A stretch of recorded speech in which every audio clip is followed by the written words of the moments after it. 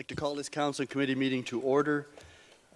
Before we proceed further, I want to acknowledge that the land upon which we are gathered is the traditional territory of the Adirondack, the Haudenosaunee, and the Anishinaabe people.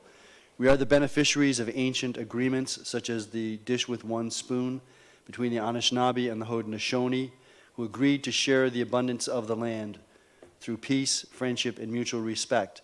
The two-row wampum by which the Haudenosaunee welcomed the settlers and agreed to share the land in mutual respect, and the Treaty of Niagara, considered a fundamental document by First Nations in all future relations and treaties with the British. We recognize that we have a responsibility to be stewards of the land in cooperation and collaboration with the Indigenous peoples, not only for one generation, but for all generations to come.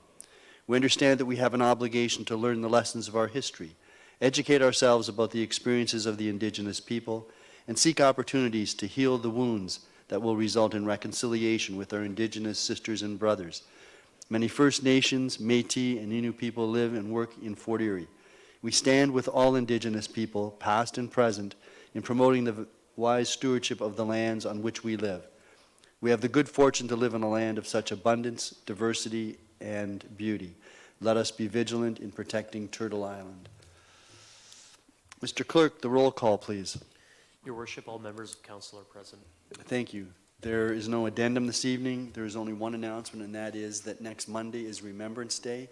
There are 3 ceremonies being held in Fort Erie, one at the Legion in Fort Erie, one in Ridgeway at the cemetery. Both of those services are at 11 o'clock, and one in Stevensville at 2 o'clock at Memorial Hall, Stevensville Memorial Hall. And Councillor Christensen will be representing the town in Ridgeway. Councillor Noyes will be representing the town in Stevensville. I'll be at the Fort Erie Legion, and all are welcome. And I see that many of you are wearing poppies, which is appropriate for Remembrance Day and the days leading up to Remembrance Day. Are there any declarations of pecuniary interest? There being none, there are some upcoming public meetings with respect to our municipal budget. Monday, November the 25th, with the capital budget and forecast will be dealt with. Wednesday, December the 4th, water and wastewater operating budget and user fee analysis. And Wednesday, January 29th, 2025, the Fort Erie Public Library budget, assessment analysis, and general levy operating budget will be dealt with. If necessary, we'll have a further meeting on February the 5th, 2025. Those meetings all take place at 6 o'clock here in the council chamber. The bylaws with respect to our budget matters are scheduled to be dealt with on December the 2nd, which will be the preliminary capital budget, December 16th, the rates and user fees, and February 24th, 2025, that will be the general levy budget and our general capital budget. There is a public meeting this evening with respect to, upcoming public meeting for the building code that will be held December the 2nd, 2024 at 6 p.m. here in the council chambers. And there will be a report available to the public on our website by 5 p.m. on Wednesday, November the 27th. There is a public meeting this evening, and that is relative to the proposed zoning bylaw amendment and draft plan of subdivision for 2649 Stevensville Road. This is a statutory public meeting. The council will hear from a staff member to provide us with some background information relative to the application. Then we will hear from, and the staff member can be asked questions by members of council. We'll then hear from the proponent or the proponent's agent with respect to the application, and then again, council may ask questions of the proponent or agent. Following that, we'll ask if there is anyone who wishes to speak in favor of the application other than the applicant. And finally, we'll ask if there's anyone who wishes to speak in opposition or ask questions of members of council with respect to the application. After that is done, I'll ask Mr. Patton if there's anyone in the digital waiting room, because this is a hybrid meeting, that wishes to address council. We'll hear from them if there is. And then finally, I will ask the clerk if there have been any late received correspondence with respect to anyone with respect to this matter. At that point, I'll close the public meeting unless there's a reason for it to be adjourned. and we will then proceed to deal with report PDS 68/2024, which is with respect to the proposed rezoning and draft plan of subdivision. So having said that, I will ask Mr. Devin Morton to come forward to provide us with some background information relative to the application. Good evening, sir. Good evening.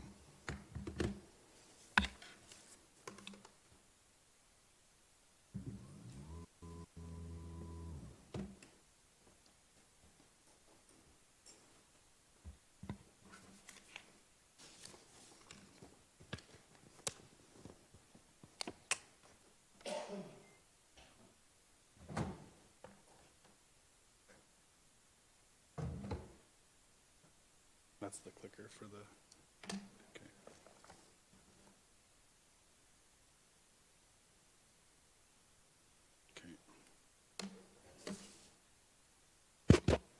okay. Okay. Good evening, Mayor, Council, staff, and members of the public in attendance this evening. My name is Devin Morton. I am the Supervisor of Development Approvals with the Town of Fort Erie. The purpose of tonight's presentation is simply to provide information to Council as it relates to the proposed zoning bylaw amendment and draft plan of subdivision applications for lands municipally known as 2649 Stevensville Road, Fort Erie, and the unassigned parcel 014366. So the applications were submitted by Upper Canada Consultants, care of Joe Tomino, on behalf of Centennial Homes and the owners Howard Wood, Judith Lynn Wood, Susan Ward, and the estate of Margaret Plyley. Notice of today's public meeting was provided in accordance with the Planning Act by placing a sign on the subject lands and circulating a notice of complete application and public meeting by mail on October 11th, 2024 to all property owners within 120 meters of the subject lands. The proposed zoning bylaw amendment application is subject to a 90-day review and processing timeline, whereas the proposed draft plan of subdivision is subject to a 120-day processing and review timeline. This timeline begins the day the applications are deemed complete and concludes the day Council makes a decision. Today is day 49 of the 90 and 120-day processing and review timeline. A recommendation report will be presented for Council's consideration in the near future, likely in December or early in the new year.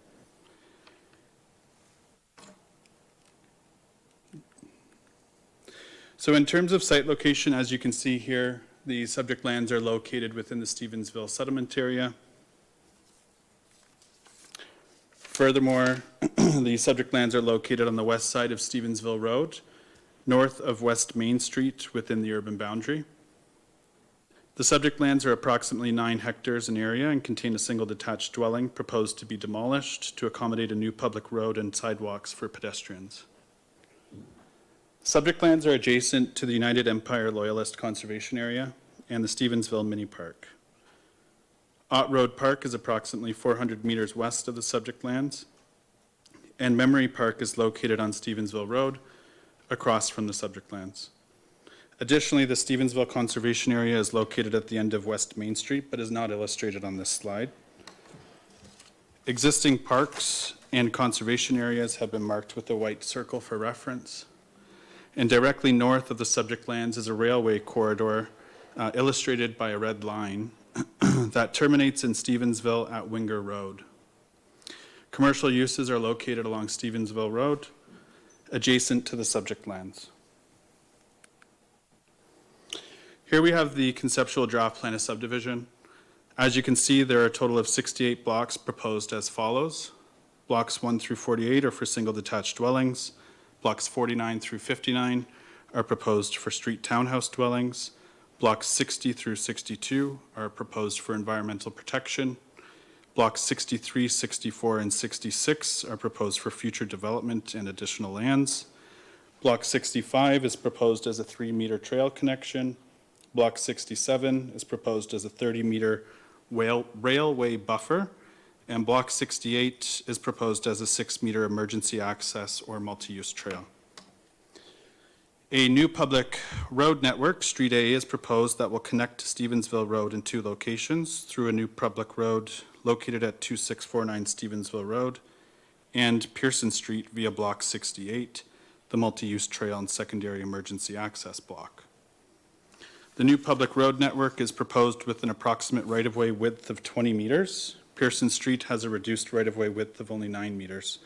As such, Pearson Street is proposed to connect to the multi-use trail and secondary emergency access block, Block 68. 2 watercourse crossings are proposed in addition to a 3-meter wide trail connection block, Block 65, that provides access to the adjacent United Empire Loyalist Conservation Area. Block 63 is a remnant parcel reserved to facilitate future redevelopment when combined with adjacent privately owned lands, 2661 Stevensville Road. Block 64 is a remnant parcel reserved to facilitate future redevelopment when combined with adjacent privately owned lands, 014736, 014363, and 014364. Block 66 is a remnant parcel reserved to facilitate future development when combined with Block 67. And Block 67 is proposed currently to act as a 30-meter buffer between the residential dwellings and the railway corridor located north of and adjacent to the subject lands. So in terms of neighborhood context, the subject lands are generally surrounded by established streets and neighborhoods with 1- and 2-story single detached homes on larger lots. There are numerous examples of infill development whereby the character of the neighborhood is reflected through sympathetic color and material choices. And finally, there are examples of new, more modern appearing subdivisions within walking distance from the subject lands. In terms of traditional service, many of these, including commercial uses, are located along Stevensville Road. Furthermore, the subject lands are in proximity to existing places of worship on Ott Road. There are numerous examples of parks and playgrounds for children in proximity to the subject lands. Memory Park is located on Stevensville Road, adjacent to the subject lands, while the Stevensville Mini Park, located on West Main Street, and Ott Road Park are within a few hundred meters of the subject lands. Furthermore, the United Empire Loyalist Conservation Area is directly west of the subject lands and will be connected to Street A via Block 65, a 3-meter wide multi-use trail proposed through the applications.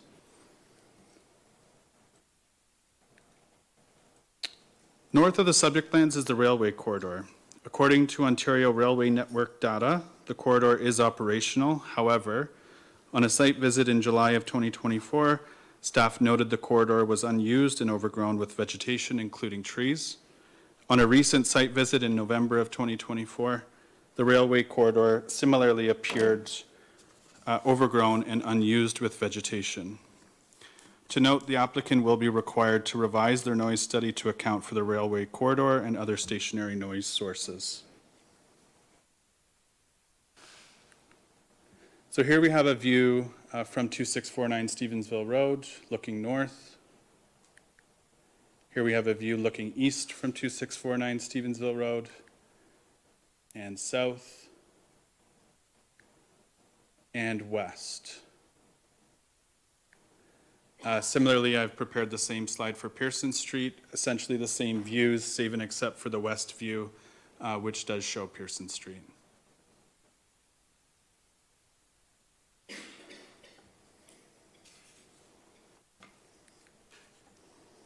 So here we have the existing land use designations of the subject lands.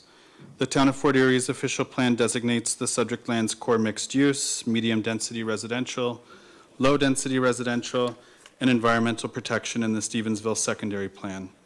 Staff note that no amendment to the official plan nor the secondary plan is proposed through the applications. Schedule STV2, land use plan in the Stevensville secondary plan, envisions a conceptual road network to serve the subject lands. The conceptual road network is illustrated as a grid-like pattern connected to Stevensville Road in 2 locations, Paul Alley and Pearson Street. Furthermore, 2 watercourse crossings are envisioned to provide access to and from the lands designated low density. So I've included the following slides and photos to illustrate the location of the conceptualized road network. Here you can see Paul Alley with its deficient right-of-way of approximately 10 meters. And in this slide, you can see Pearson Street again with a deficient right-of-way of approximately 9 meters. So the applications, on the other hand, propose a street pattern that responds to environmental constraints contained on the subject lands and is connected to Stevensville Road, again in 2 locations, a new public road located at 2649 Stevensville Road and Pearson Street via the multi-use trail and secondary emergency access. The new public road is proposed with an approximate right-of-way of 20 meters. Pearson Street has an approximate right-of-way width of only 9 meters, and as such is proposed to be developed as a connection to the multi-use trail and secondary emergency access block. 2 watercourse crossings are maintained through the applications. So the conceptual multi-use trail is illustrated to traverse the southern limit of the subject lands, adjacent town-owned lands to the west, and other privately owned lands to the east. A multi-use trail has not been secured through adjacent privately owned lands 2599 Stevensville Road and 2593 Stevensville Road at this time. And these lands are marked with a white circle and square for reference. So the applications propose to establish a multi-use trail, secondary emergency access through Block 68 that will connect to Pearson Street. The multi-use trail and secondary emergency access will provide a pedestrian connection to an internal sidewalk network that leads to United Empire Loyalist Conservation Area via Block 65, a 3-meter wide trail connection block. The proposed trail, it's a little hard to see on this slide in hindsight, but the proposed trail is marked with green circles for reference.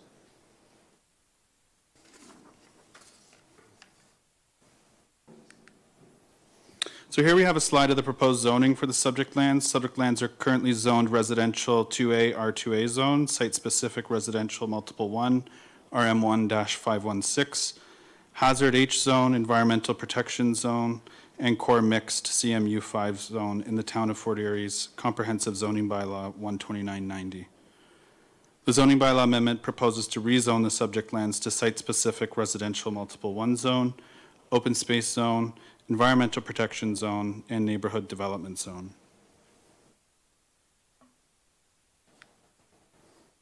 So this slide highlights the zoning departures requested from the applicant and those that were identified through staff review. These include minimum lot frontage, maximum lot coverage, and minimum lot area. Under the compliance column in areas indicated yes, the applicant has demonstrated compliance with the zoning bylaw. Under the compliance column in areas indicated no, the applicant has not demonstrated compliance with the zoning bylaw.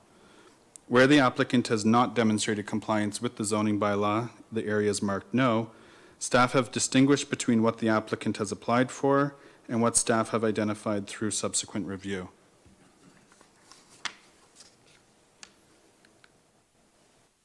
The applicant has provided conceptual elevations and renderings of the proposed residential units. Although different from the country character of Stevensville, there are numerous examples of more modern-leaning designs throughout Stevensville as previously presented.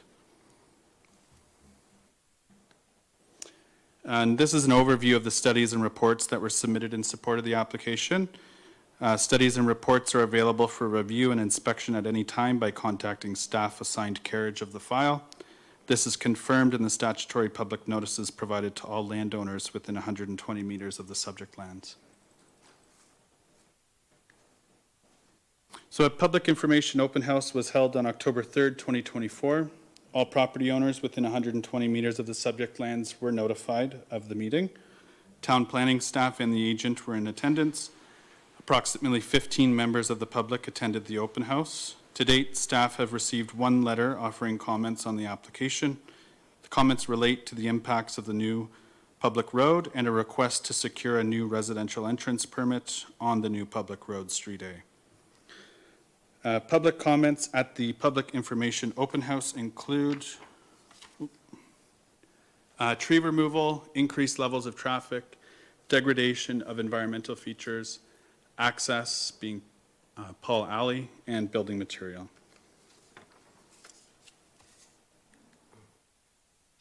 And this concludes my presentation. Thank you very much, Mr. Morton. Do any members of council have questions? Councillor Dubanow and then Councillor Noyes.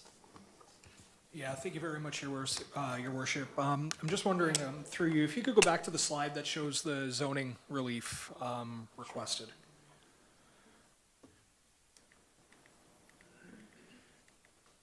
Yeah, There you are. that's the one right there.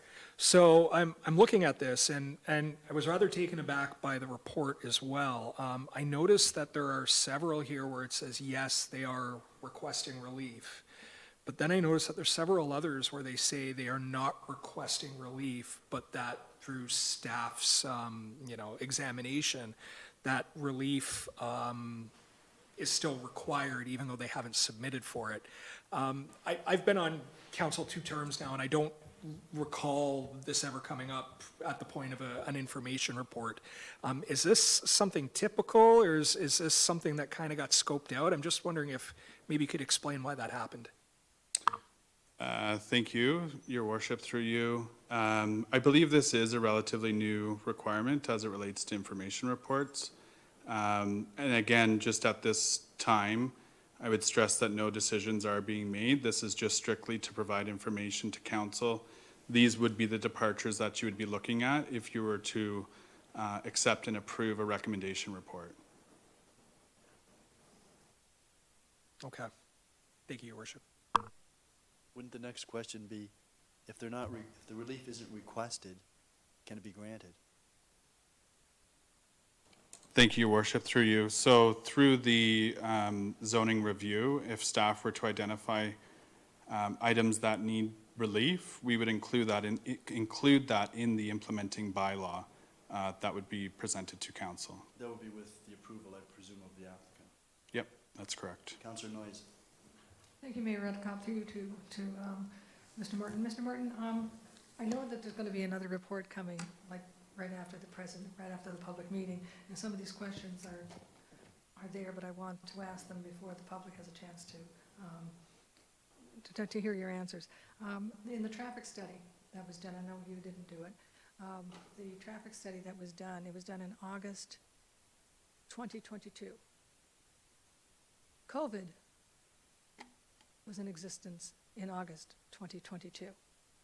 On top of that, the transportation study, well, there are no major roads going into Stevensville Road in this area, so they use my understanding, they use the intersection to count the number of cars. Is that a question? Yeah, so my question is, okay, so the study was done during COVID, where most people stayed home, and I could only find one date, August 11th. I don't know if there's another date. I couldn't find it in the report, only August 11th, which was 73 degrees.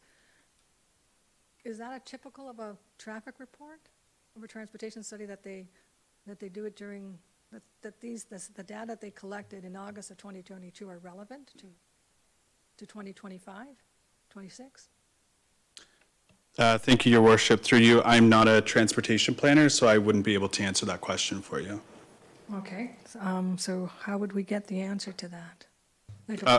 We could follow up through you, Your Worship. We could follow up with the applicant and the folks who prepared the TIS. Okay, and I can bring this up again when it comes.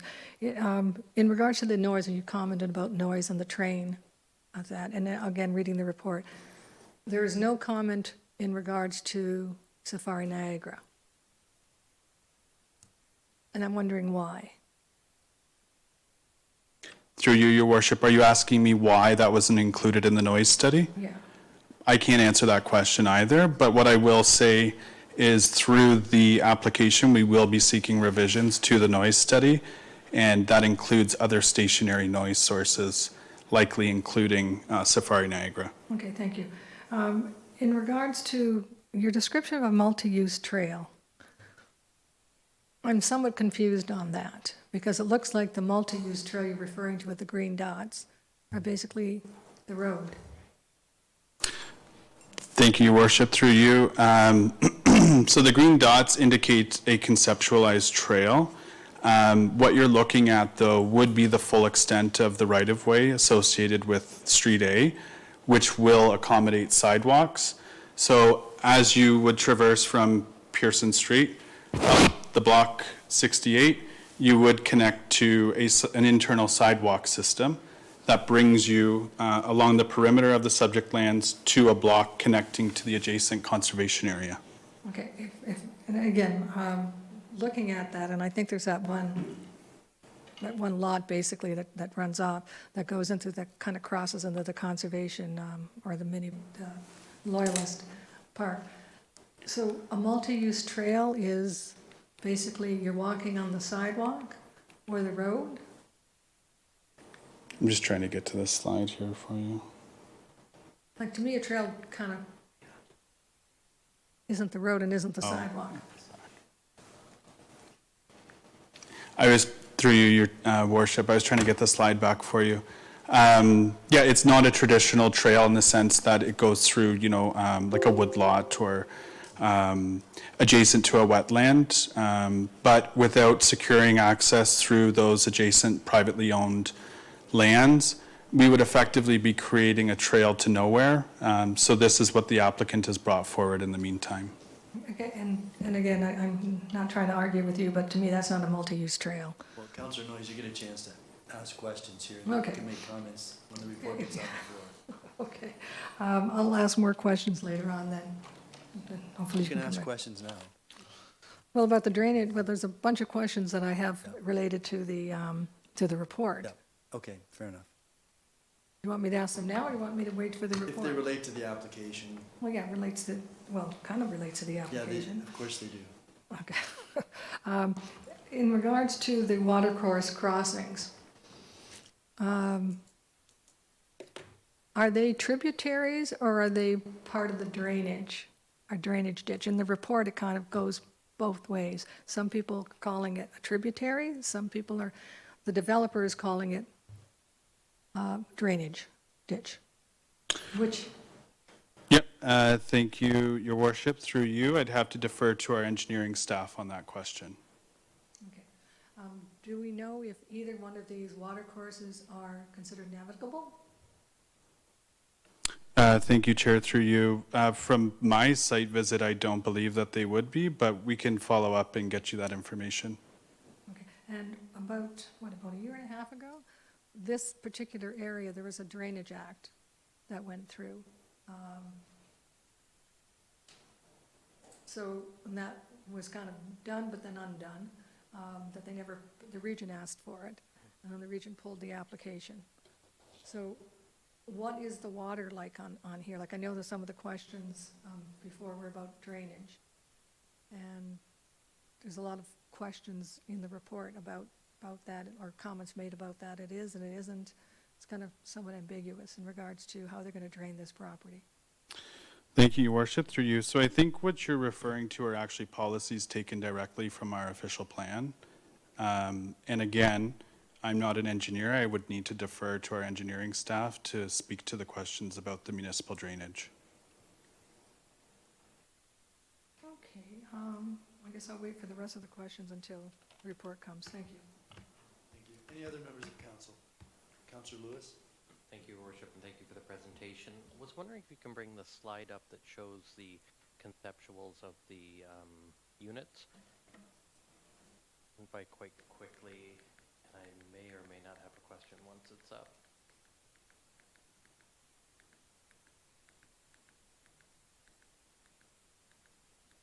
Oh, yep, this one here. There we go. One question that I did have was with the layout and look and feel of the neighborhood. What considerations are being done to change the look of the unit from unit to unit? Or is it a subdivision where, for the most part, all houses within it are the same look and feel, with the exception of a garage on the left or a garage on the right? Mr. Morton? Thank you, your worship, through you. So as it relates to the street towns, we do have policies that regulate the number of units that we would permit.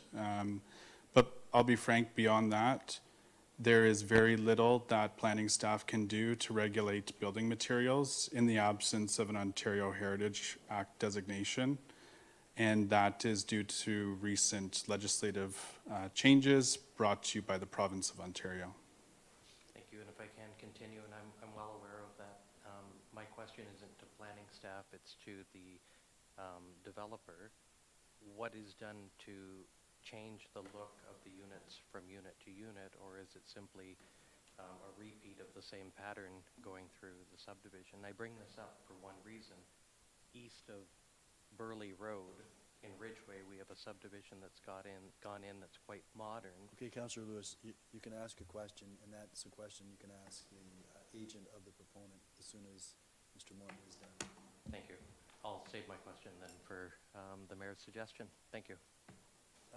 Back to you, Councillor Dubanow. Yeah, thank you, Your Worship, and through you, Councillor Noyes raised a really good point about this multi-use trail and what the definition is, and I'm getting a little confused here.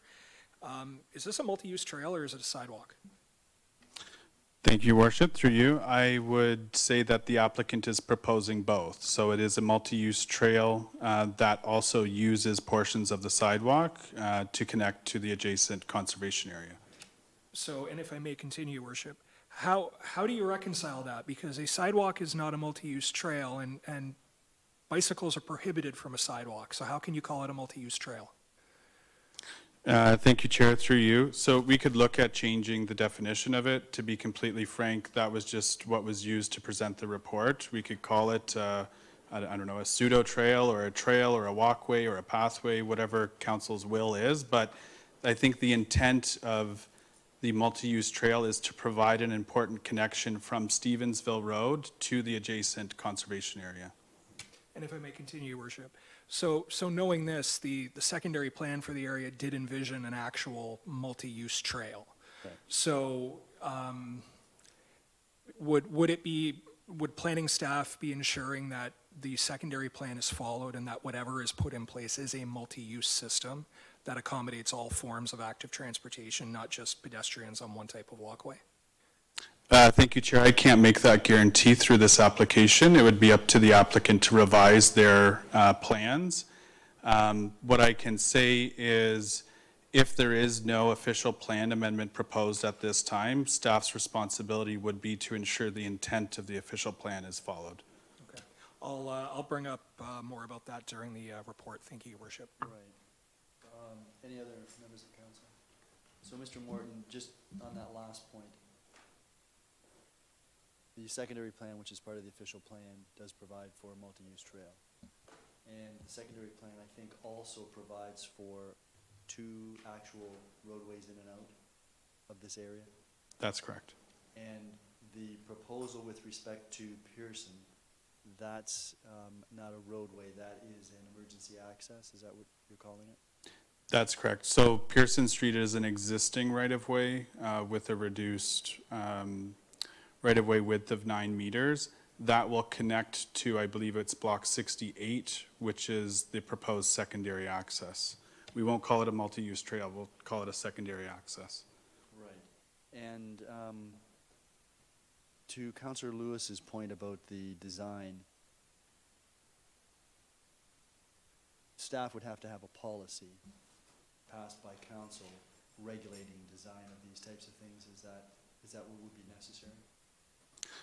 Thank you, Your Worship. I just want to clarify, you mean design of the trail?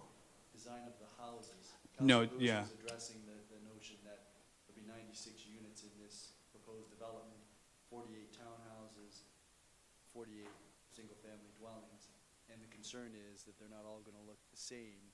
As Councillor Lewis had referenced, the development on Dominion Road called Ridgewood Meadows. Thank you, Your Worship, through you. So as I explained, due to recent provincial changes, there is very limited ability for us to regulate building materials. That's a conversation that we can have with the applicant, but there is very limited ability for us to regulate that outside the absence of an Ontario Heritage Act designation or without the lands actually being located within a cultural heritage landscape. So this is something that arises from the Building More Homes Faster, whatever it's called, Act? That's correct, Chair. Okay. And then finally, with respect to the traffic study, this council has the ability to request an upgrade of the traffic study if we're not confident that the numbers taken during the period of time when the traffic study was done should be updated. Is that correct? Thank you, Chair. Through you, I can work with the applicant to have that, if not updated, justification as to why that data was used. There may be no additional data to use or no, contemporary data for them to rely on. Unless they were to do some further. Standing out and doing kind of traffic counts on their own. Also, what I would say is the TIS, we could refer to the region's terms of reference to ensure that it's prepared in accordance with their terms of reference and that council's satisfied. So my understanding is if we're not satisfied with the traffic study, we can request an update. Thank you, Chair. Through you. Yes, we can request updates to those studies. That would be something that we would do at the recommendation report if we're still not satisfied. Thank you, Chair. Through you, my preference would be to make that request now and have that updated in time for the recommendation report. Okay, that's great. Thank you very much. Thank you, Mr. Morton. Appreciate the information you've provided. So that takes us then to the applicant or the applicant's agent. And I don't know if Margaret Pliley is the agent is here or, well, I know that's not Margaret Pliley. That's Joe Tomato. Thanks to show my slides. Yep, Cole will pull them up for you. Pardon me?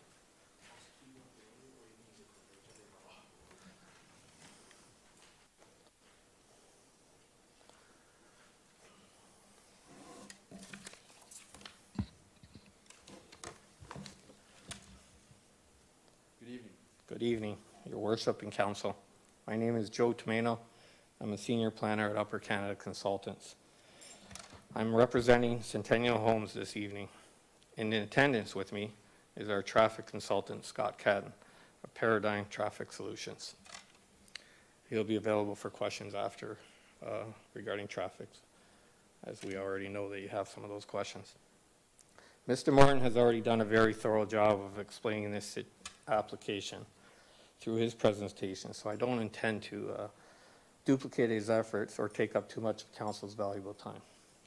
I'll make a brief presentation to highlight some of the higher points of this application and provide some clarification on some of the aspects of this development as necessary.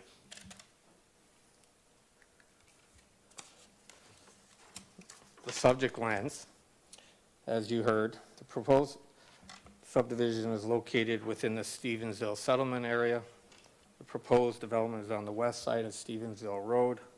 The lands are surrounded by the rail corridor to the north, Black Creek to the south, and to the west are parklands and conservation areas.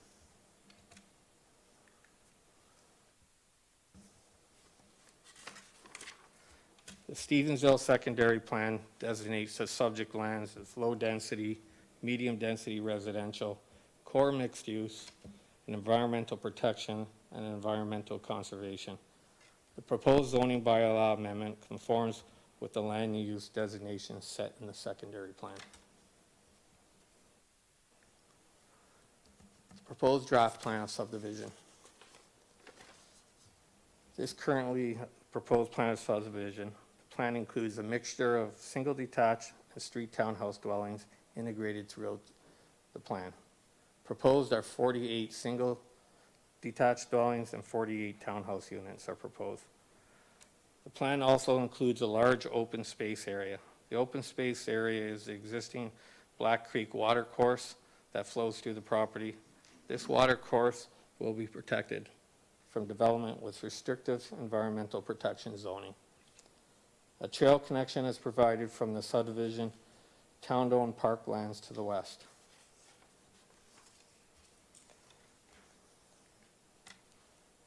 Proposed zoning. The proposed zoning is residential, multiple, and open space. The residential multiple one zone will permit the proposed mix of single detached and townhouses, and the open space zoning is proposed for the trail connection. The Black Creek water course is proposed to be zoned environmental protection and to ensure it's protected from development.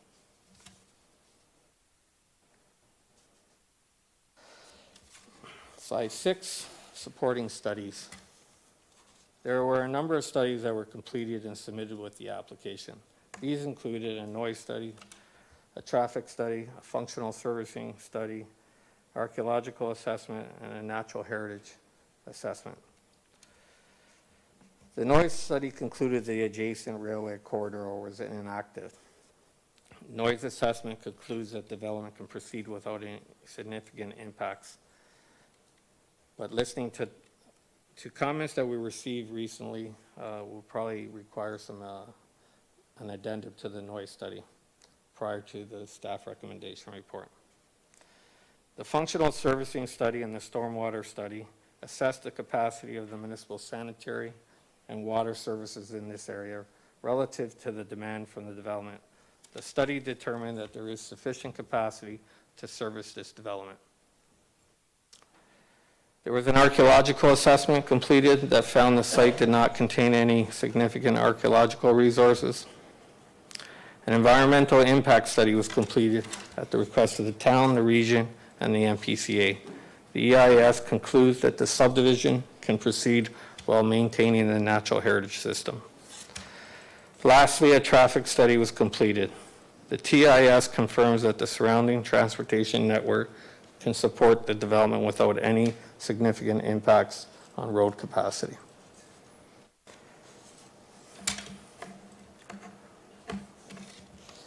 This slide shows the typical house designs, similar to the slide that Devin showed earlier.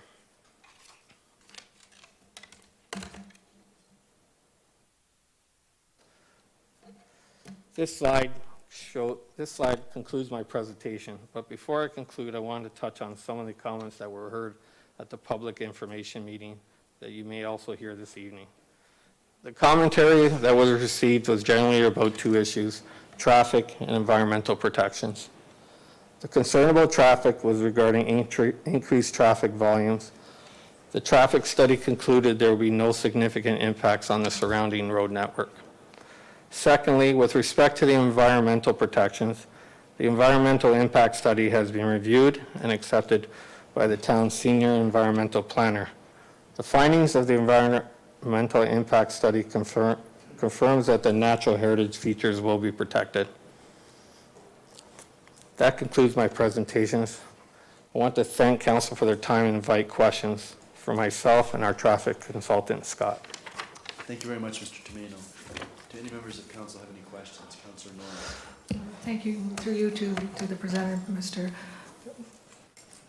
I'm going to mispronounce your name, so I'll just call you Joe. That's fine. A lot easier.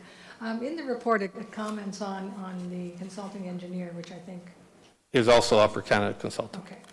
And in it, it talks about the servicing, the sanitary sewer calculations. And I think in your presentation now, you said that basically everything's okay. In the report, it doesn't necessarily say that.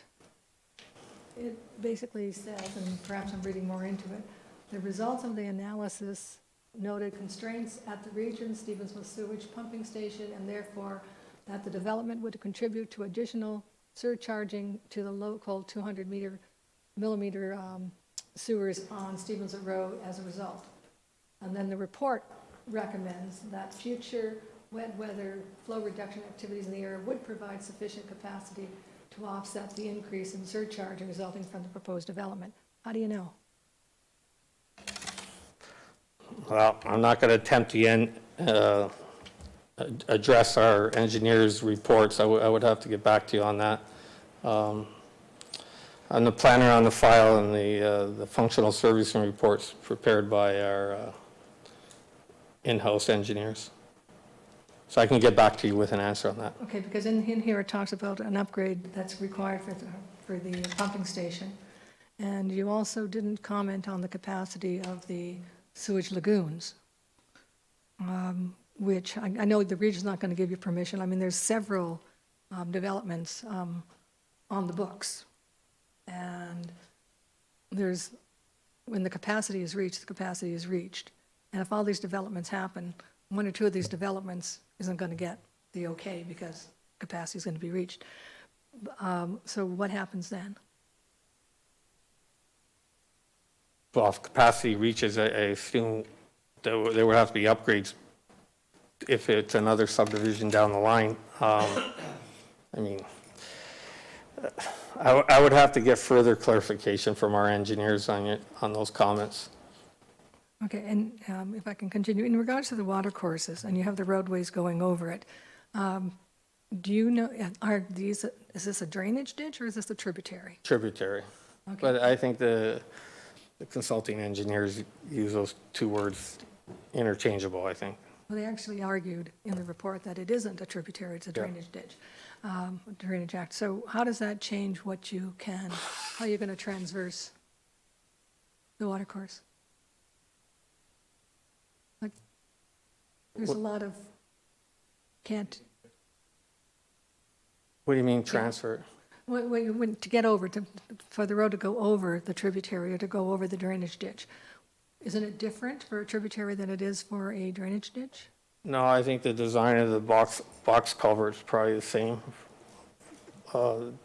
That create that bridge or culvert that you call it, but I'm- yeah.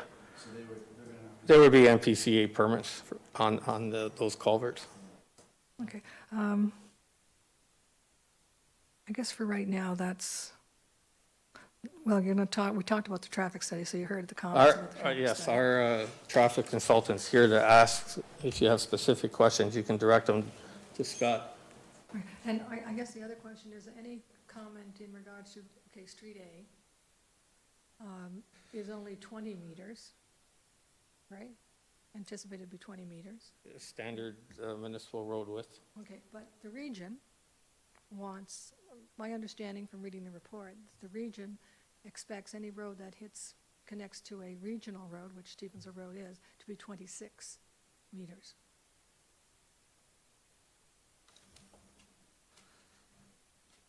I would have to look at that comment.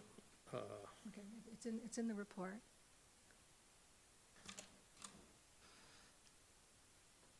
I would have to look at that one. Okay, fair enough.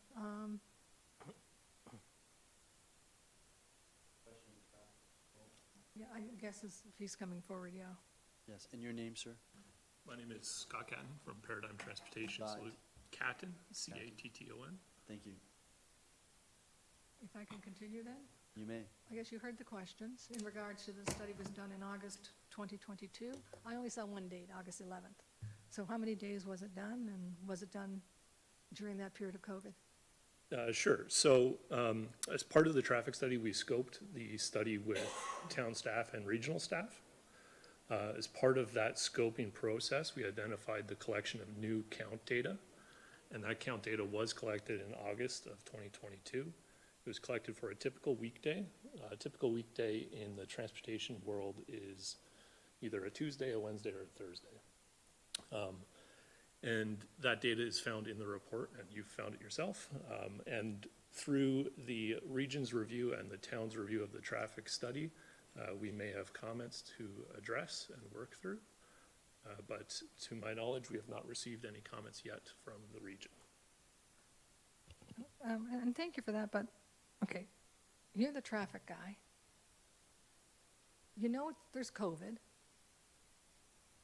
You're doing a traffic study, and nowhere in that report does it talk about, well, the numbers that we're counting may be somewhat offset or not quite relevant during COVID.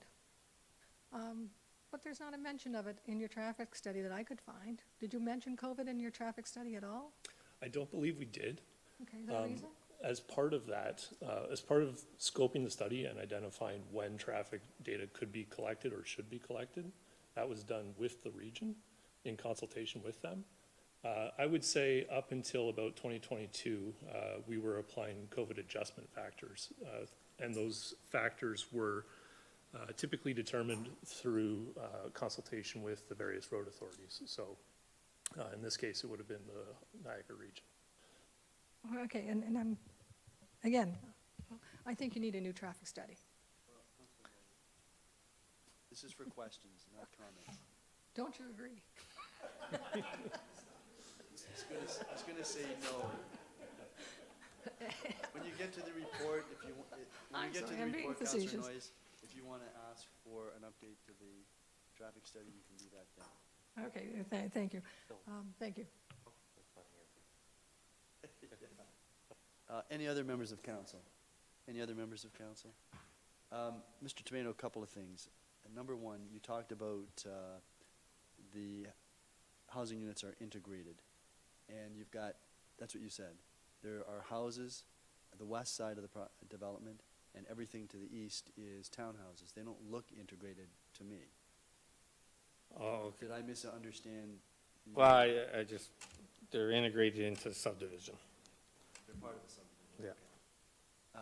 And then the second thing, and maybe Mr. Catton can help with this, the study, according to your presentation, indicated that there's a recommended left-hand turn on Stevensville Road at Street A, coming from the south going north. Correct. And who would pay for that? The developer? The developer. And is that something that has been discussed with the region? Not yet. We haven't even received the region's comments on the application. Right, they've not provided any comments to this To date. application whatsoever. And they've had a fair bit of time to do that? Oh, no, well, they've had a few weeks, I think. Okay. Okay, thank you. Councillor Lewis has a question.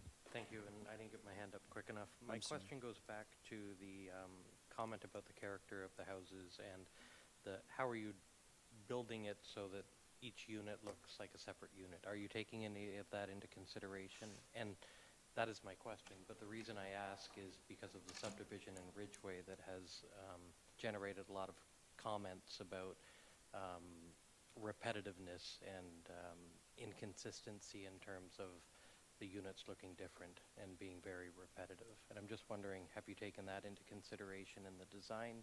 Because the conceptuals show very much a repetitive pattern. I just didn't know if you had any comments in that regard. I don't have any direct comments, but definitely will take your comment back to the developer builder. Perfect. Thank you. Any other members? Thank you very much, Mr. All right, that then takes us to anyone who wishes to speak in favor of the application other than the applicants or the applicant's agent. Mr. Patton, can you advise if there's anyone in the digital waiting room that maybe has raised a hand with respect to this?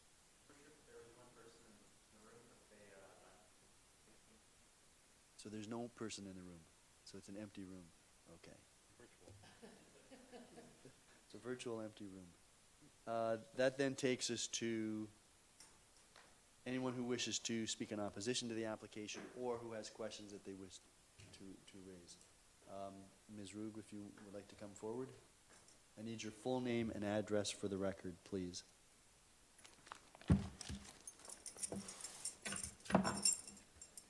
Good evening, Your Worship and Council members. I'm Barbara Rug, and I live at 2621 Stevensville Road in Stevensville.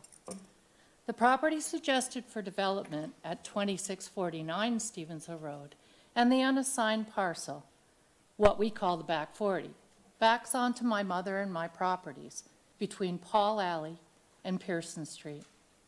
As we are the property owners that will be affected the most by this proposed subdivision, we have much at stake.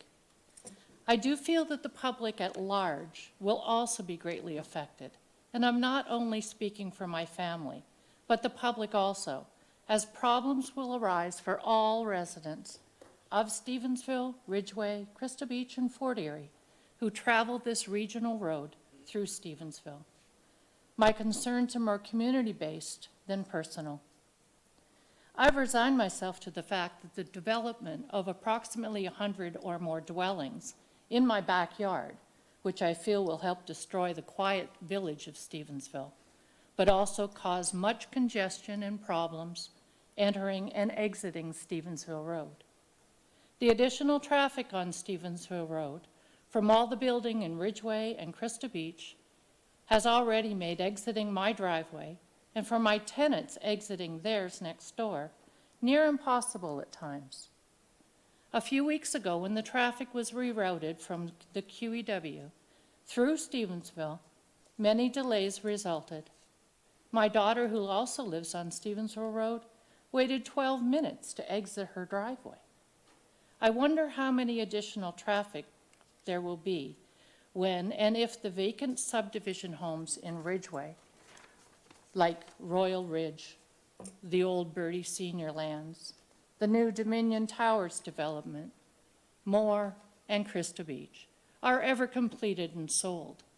It seems like a lot of land clearing and construction has happened without habitation of properties in our area. Selling completed properties should be the priority before destroying animal habitats and having new buildings remain empty. Affordable senior and retirement housing is what is needed in our community, not more cookie-cutter housing squished into many tiny lots proposed at 9 meters, as possible. By creating affordable senior housing and residence, real estate possibilities will open up for first-time home buyers and families looking to relocate to our area. As the Niagara region has an aging population, senior accommodations is lacking. Small homes and senior residents would fit nicely on this property. This would also reduce the traffic onto Stevensville Road, as the land is not catering to the working population. My 3-unit apartment, which was originally my grandparents' home, is located at the corner of Stevensville Road and Paul Alley. This building has given affordable housing to many tenants for over 75 years. My tenants are primarily seniors and have access to their parking and garage off Paul Alley. Closing this road would require that they have access to their garage in New Street A across the back of Paul Alley. I was told that there would be a possibility of this road becoming a building lot, an undersized building lot at best, since corner lots require more room. All other houses in this end of our village have decent-sized lots and look historic and unique and are not modern new builds as shown for the proposed subdivision. The listed approximate 15.25 meter corner lot, which we measured from ditch to ditch to be 7.5 meters, would not allow for a very large home after the setback from the new road and my property line are realized. A better idea for this lot would be to transfer the property to me for tenant access to their parking and garage.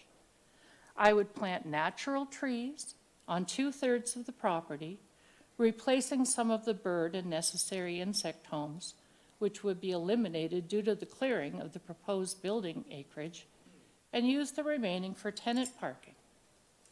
This would be a much better use of the land, since many acres of treed land will be destroyed for proposed housing.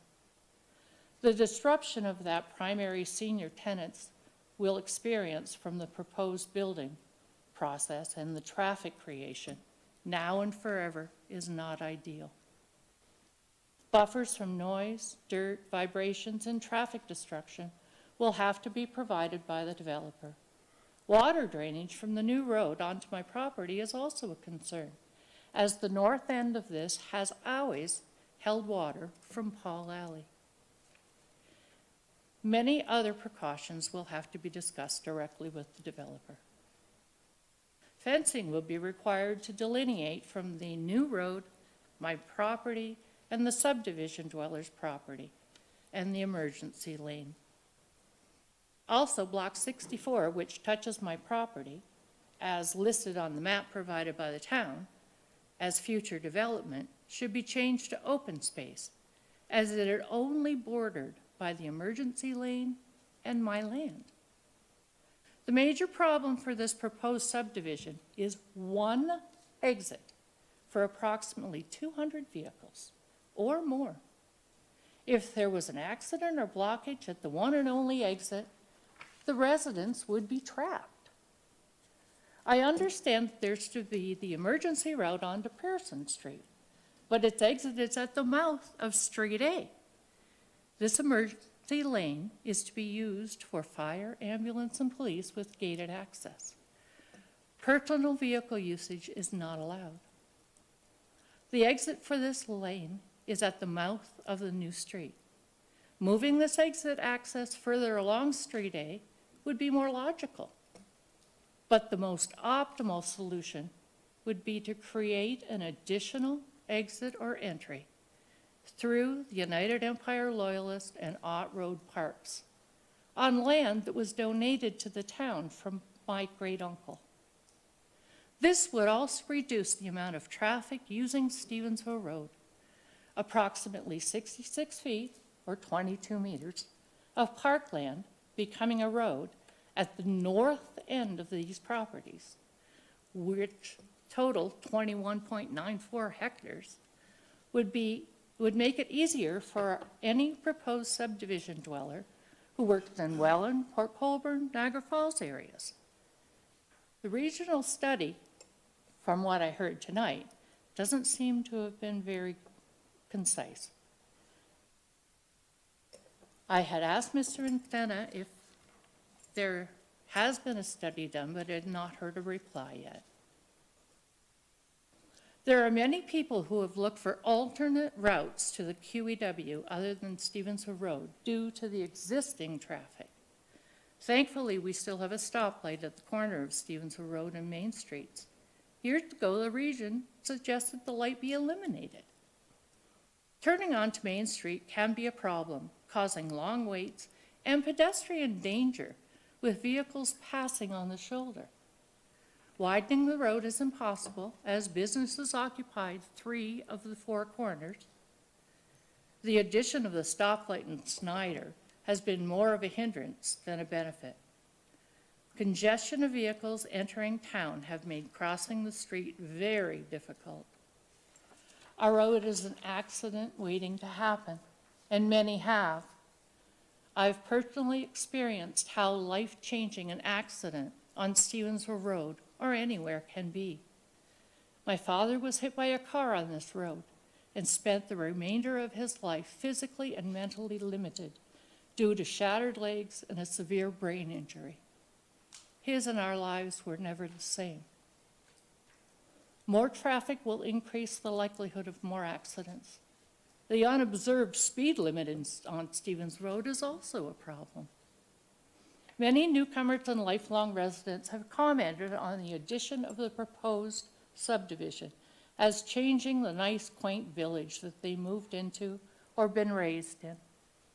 It will become a large town and not have the peacefulness that was the reason for moving here.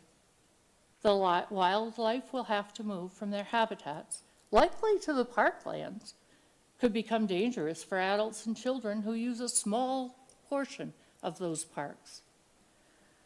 The answer I've received when suggesting an alternative entry-exit from the proposed subdivision is parklands cannot be given up. A land exchange could solve this problem.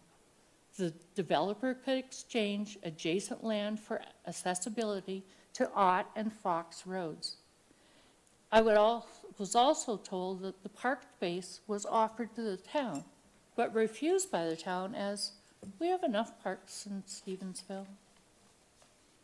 I wish people would stop coming up with ideas on paper for areas and not seeing them in person, or talking to local residents for input. I was on the Stevensville Secondary Plan Committee years ago and suggested senior housing is what was needed. Just because you can build doesn't mean you should. Just because more profits could be realized by building multi-dwelling units instead of what is needed in our area doesn't mean that's what should happen. People who do not live in our village are making decisions for our area that we will have to live with. People who travel Stevensville Road once or twice a day are making decisions that we will have to live with. People who do not appreciate the quaint individual designs of our village are making decisions that we will have to live with. People of Stevensville should be consulted and listened to. The people of Stevensville should be consulted as to what they would want: unused parklands or overused Stevensville Road. The people of Stevensville should be consulted, since we are the ones that have chosen to live and maintain our lovely village of Stevensville. Another public meeting should be held for the concerned citizens to voice their opinions. It should be properly advertised. This one was posted on Facebook one time 5 days ago, and there was no media paper notification at all. And it should also be held in the Stevens Memorial Hall, so that people who will be affected can easily attend. I would like to be kept informed of any decisions made regarding this application. Thank you very much for listening to me. Thank you very much. Before you go, there may be some councillors that have questions. If not, thank you very much for your comments. You're welcome. And you will be given further notification because you've appeared at the public meeting. Thank you. Next. Yes.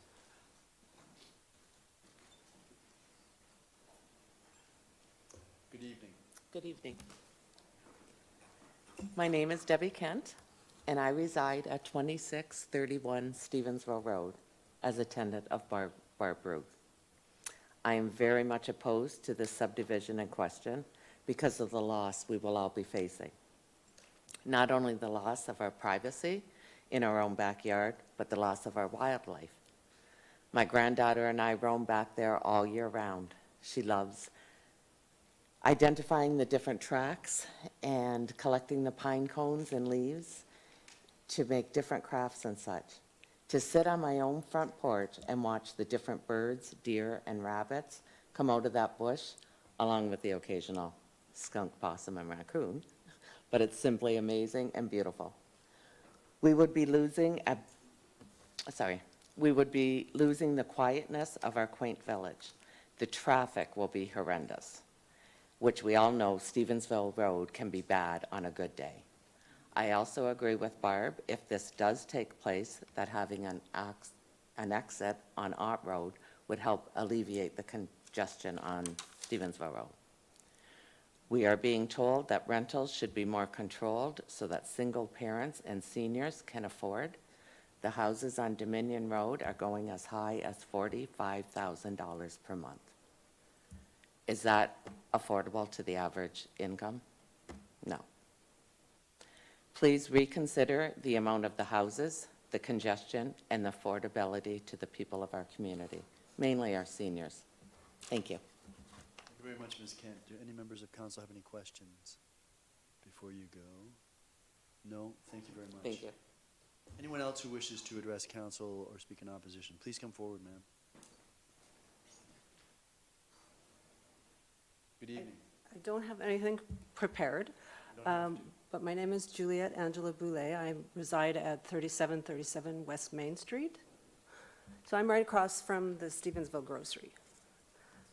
Since I'm not directly affected, I'm not on Stevensville Road, but I do have some questions about the hazard zone. Does hazard zone not mean that they cannot build at all? That's right. So is this why they want to change it to environmental protection? So, yeah, there can't be any construction on that, and environmental protection means that it can't be utilized. Okay, so I think that's a great consideration for council. Because if they do change it to environmental protection, so then they can say, okay, well, this is the area that they're going to, by the river where they showed that they're going to keep that as environmental protection. But in the future, because it's not hazard, well, maybe they can build more there. The zoning would have to be changed in order to do that. Okay. And also, of course, the traffic. Everyone in Stevensville is affected right now, before any of these developments have gone through. I have trouble getting out of my driveway as well.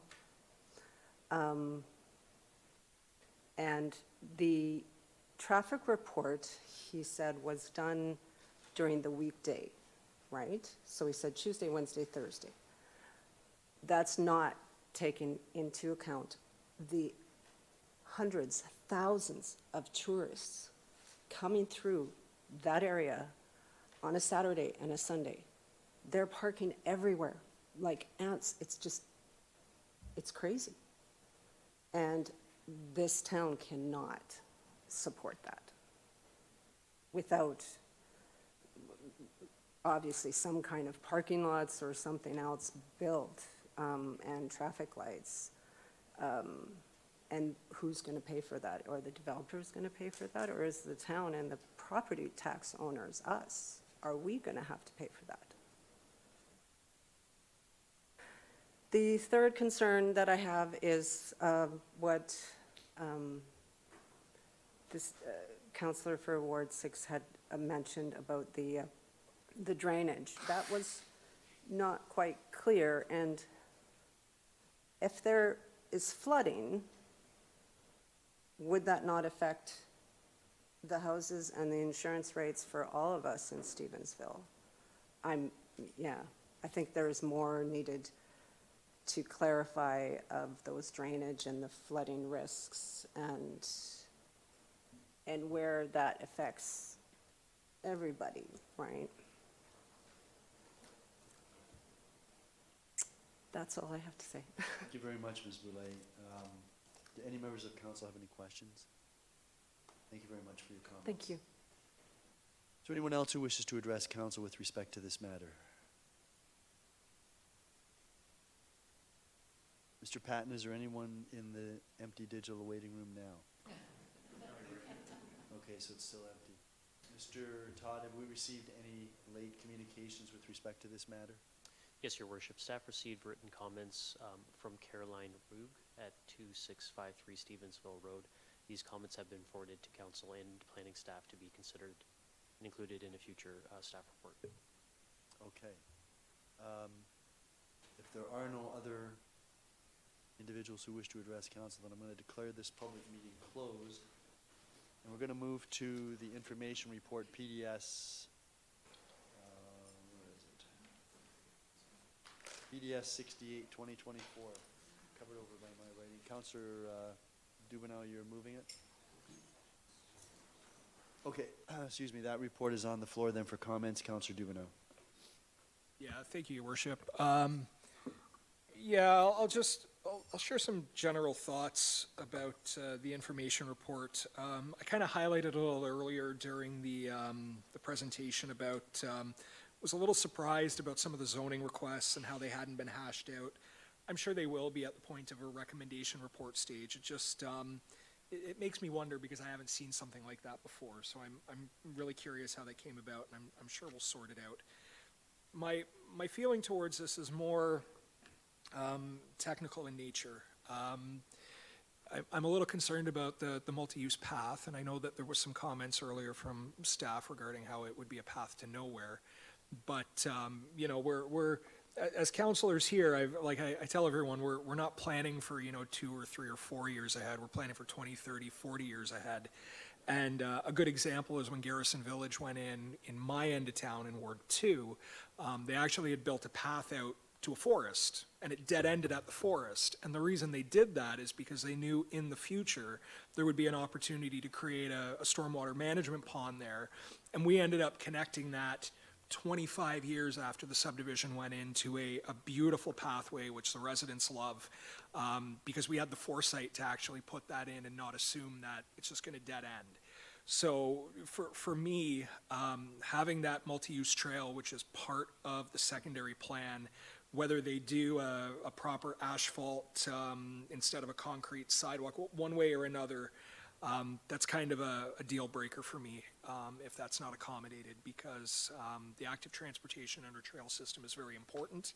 It is about legacy building and putting in place things that take a long time to build over time. And I don't think we should have a short-sighted view, knowing that eventually everything may connect well beyond our time on council, perhaps even when our children are on council, it may come up. But that's my view to that. So I wanted to make that clear that a sidewalk is not a multi-use trail. Cyclists can't use it. It's for walking. If we are to have a multi-use trail, it has to be a multi-use trail. The other thing that I'm very concerned about, I'm not so much concerned about the traffic that the subdivision itself will create. I am very concerned about the traffic on Stevensville Road, and I have hammered this home at council multiple times. I think the region is way behind the 8 ball on planning a Stevensville bypass. There's only so much you can do with Stevensville Road. We'd be lucky to shoehorn a third turning lane in through there. It's very unlikely we could get 4 lanes in through there. And as the growth continues in Ridgeway and Crystal Beach, right now that is our main way through from the QEW. It is all passing through there. You have a traffic light directly to the south of this, the queuing in the morning. I'm very concerned not for the additional traffic created for the subdivision, but for the existing traffic and the service levels and being able to safely get in and out of there. I live just off Spears Road. There are hundreds of houses going in there. I deal with a 4-lane road. I can manage. I've gotten used to that. But at the same time, I've had to make left turns off Eagle Street in the morning. And I don't know how anyone can get through there during rush hour and not go bonkers just with waiting and waiting and waiting. So again, we're talking, multiple years here, putting things in place for the future, but I just need to hammer this home that we need a solution to Stevensville Road. If we're going to see the growth happen that the province envisions and that, our municipality is willing to accommodate, we need to have these links and these transportation corridors laid out. Because that is what really ticks residents off, especially when you have growth happen, is, you're used to not having to wait, and then you do, and yeah, you need to find ways to make this work. I still think we're so way far behind. Winger Road should be a bypass already, in my opinion, but that's just mine. But those were my comments. I'm very concerned about the multi-use trail, and I'm concerned about existing traffic on Stevensville Road, and I hope when we have a recommendation report come up, those are the things that I want to see, and I'm sure other members of council have other things they want to see as well. So thank you very much, Your Worship. Thank you, Councillor Dubanow. Councillor Noyes. Thank you, Mayor Redekop. In regards to comments that we've all heard and already made about number one, about the Noyes study, even in the report itself, it says it's lacking, and it is. They need to do a little, I think the only noise that they studied was Stevensville Road. They didn't study the railroad track, which, to be perfectly honest, I don't think has had a train on it for decades. But they haven't considered Safari Niagara. The transportation study is lacking. I think we absolutely do need another traffic study done, and that traffic study needs to be updated, but it needs to include weekends in the summertime.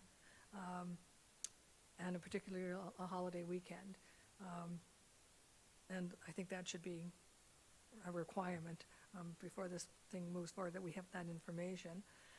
I guess I have one question in regards to sewer capacity and things. Is that somewhere in the report, and I cannot find it, but I know I read it, is that those houses on the, I guess it would be the west side of the 2 water courses, that the sewer is going to have to go underneath the water courses to get to the Stevensville pumping station? I can maybe ask Mr. Frost if he can provide information on that. Yeah, through you, Your Worship. When talking about the houses on the west side, we have not seen how they intend to actually service those houses. But in certain situations, I myself live in Niagara on the Lake, where we have in each house what's called a grinder pump through a low pressure sanitary main. I'm not saying that's what would happen here, but you are able to pump individually from each house under a water course. I'm sure the developer's engineer will look more in detail as we get down the road to see the bottom elevation of the water body, I'll say, versus tributary, drainage feature, creek, etc. And they will see the lower basement footing elevation on the houses to see if a gravity-fed system would work first and foremost. But that should come later by the developer's engineer. Okay, thank you, because that's important to understand how the sewage is going to go from the west side to Stevensville Road. So I would like that. The other comment that I hadn't made earlier was about the fencing. They're talking about fencing along the different corridors and along I guess, the back of the properties and things. And I'm wondering how that's going to affect if there are any animal corridors or anything else like that. Because this, again, does connect with the conservation area. But they do talk about fencing off, areas, a chain link fence. And I think basically is to prevent encroachment from the residents onto these lands. So I understand the rationale for it. I'm just wondering about the animal corridors that may be affected by that. Has that been looked at all? Mr. Yamarino, can you maybe comment on that? So through the mayor, I know that our senior environmental planner did go through the EIS in quite a bit of detail. There were a lot of comments back to the applicant. At this point, she is satisfied with the EIS, but I can go back to her with a specific question, and we can provide an update on that. No problem. Okay, thank you. I'd appreciate that. And just a comment, I could not open the EIS on my computer. And I know I talked to another counselor, they couldn't open it either, so I couldn't read it. But I will say that the comments that she did put in the report were quite extensive. But I didn't see anything about the animal corridor in there, but could have missed it. It was a big report. In regards to Street A, and also the secondary plan and the official plan, it did require two roads in and out. Well, okay, yeah, two roads. And this plan only is asking for one and an emergency exit. And if you, throughout this report, the number changes from 96 to 148. Don't know where all the numbers come from on different reports. I think with the traffic study, they're talking about 148 residents. Another study, they're talking about 123 residents. The numbers change depending on whose report it is. And I think it may have to do with the anticipated area along the railroad lines. But I heard that's going to be 32. I've heard that's going to be, the reports are not consistent in regards to what we're looking at. And that's really important. If you're looking at a roadway that's going to service 96 houses going on to Stevensville Road is quite different than a requirement of 148 residences going on to Stevensville Road through one exit. So that's a concern if we don't get the two exits. The other thing too is that I think it was mentioned by Councillor Dubanow that I don't know how they're going to get a left-hand turn lane on Stevensville Road. There is really no room, but magic does happen and they can do things I didn't think they could. But the other thing I would suggest is that not only on Stevensville Road, but on Street A, if we don't get two roads on Street A, that there be a right-hand turning lane and a left-hand turning lane, so that those people who are going right aren't stuck behind those people who are trying to make a left-hand turn onto Stevensville Road. That way I would say that we do not get rid of Paul Avenue, that somehow that's worked into that, but there should be, if there's only that one Street A, there should be a left-hand turning lane off of it, and there should be a right-hand turning lane off of it. And I think that would it wouldn't be the perfect solution, mind you, but it would be better than, sitting behind somebody who's trying to make a left-hand turn on the Stevensville Road on a holiday weekend. So I guess those are my comments, other than the comments I'd already made. Thank you. Thank you very much, Councillor Noyes. Those are, I thought, very helpful comments, particularly about the traffic, and the traffic is problematic. Councillor Flagg, and then I'm going to go back to you about the traffic study update. Councillor Flagg. Thank you, Your Worship, and this is a little bit more on the transportation impact study. Just a note for staff, it says here that curbs and sidewalks do not exist along Stevensville Road, and I think that's an error. I think Stevensville Road have sidewalks on both sides at that juncture. Is that the extent of your comments? It is. Factual, quick, way we go. Yes. Brief and concise. Councillor Lewis. I can't promise either of those, but I'll try. Just a question through to planning staff. I'm wondering, it's my understanding that the property had a pre-existing plan of subdivision on the property prior to this application. Is that not correct? Mr. Yamarino, do you know that? Through the mayor, I'm not aware of any previous registered plans of subdivision on the subject lands, but I can look into that. Okay, and if I can continue, the secondary neighborhood plan, and I'm not as familiar with Stevensville's as much as I am with Crystal Beaches, that did take into account for development and intensification on the subject property. Is that not correct? Mr. Yamarino? Through the mayor, that's correct. As you would have noted in the presentations, there's no amendments to the official plan designations, just zoning and the plan of subdivision that are being applied for. Yeah, so and if I may continue, Your Worship, and thank you for that answer, I just want to mention that because there were some comments tonight, and while I can appreciate some of the comments from the neighborhood, I believe what I heard at one point was that decisions were being made in our town by people who don't live here. And I meant to ask the person who asked that question what was meant by it, because certainly all of us live here.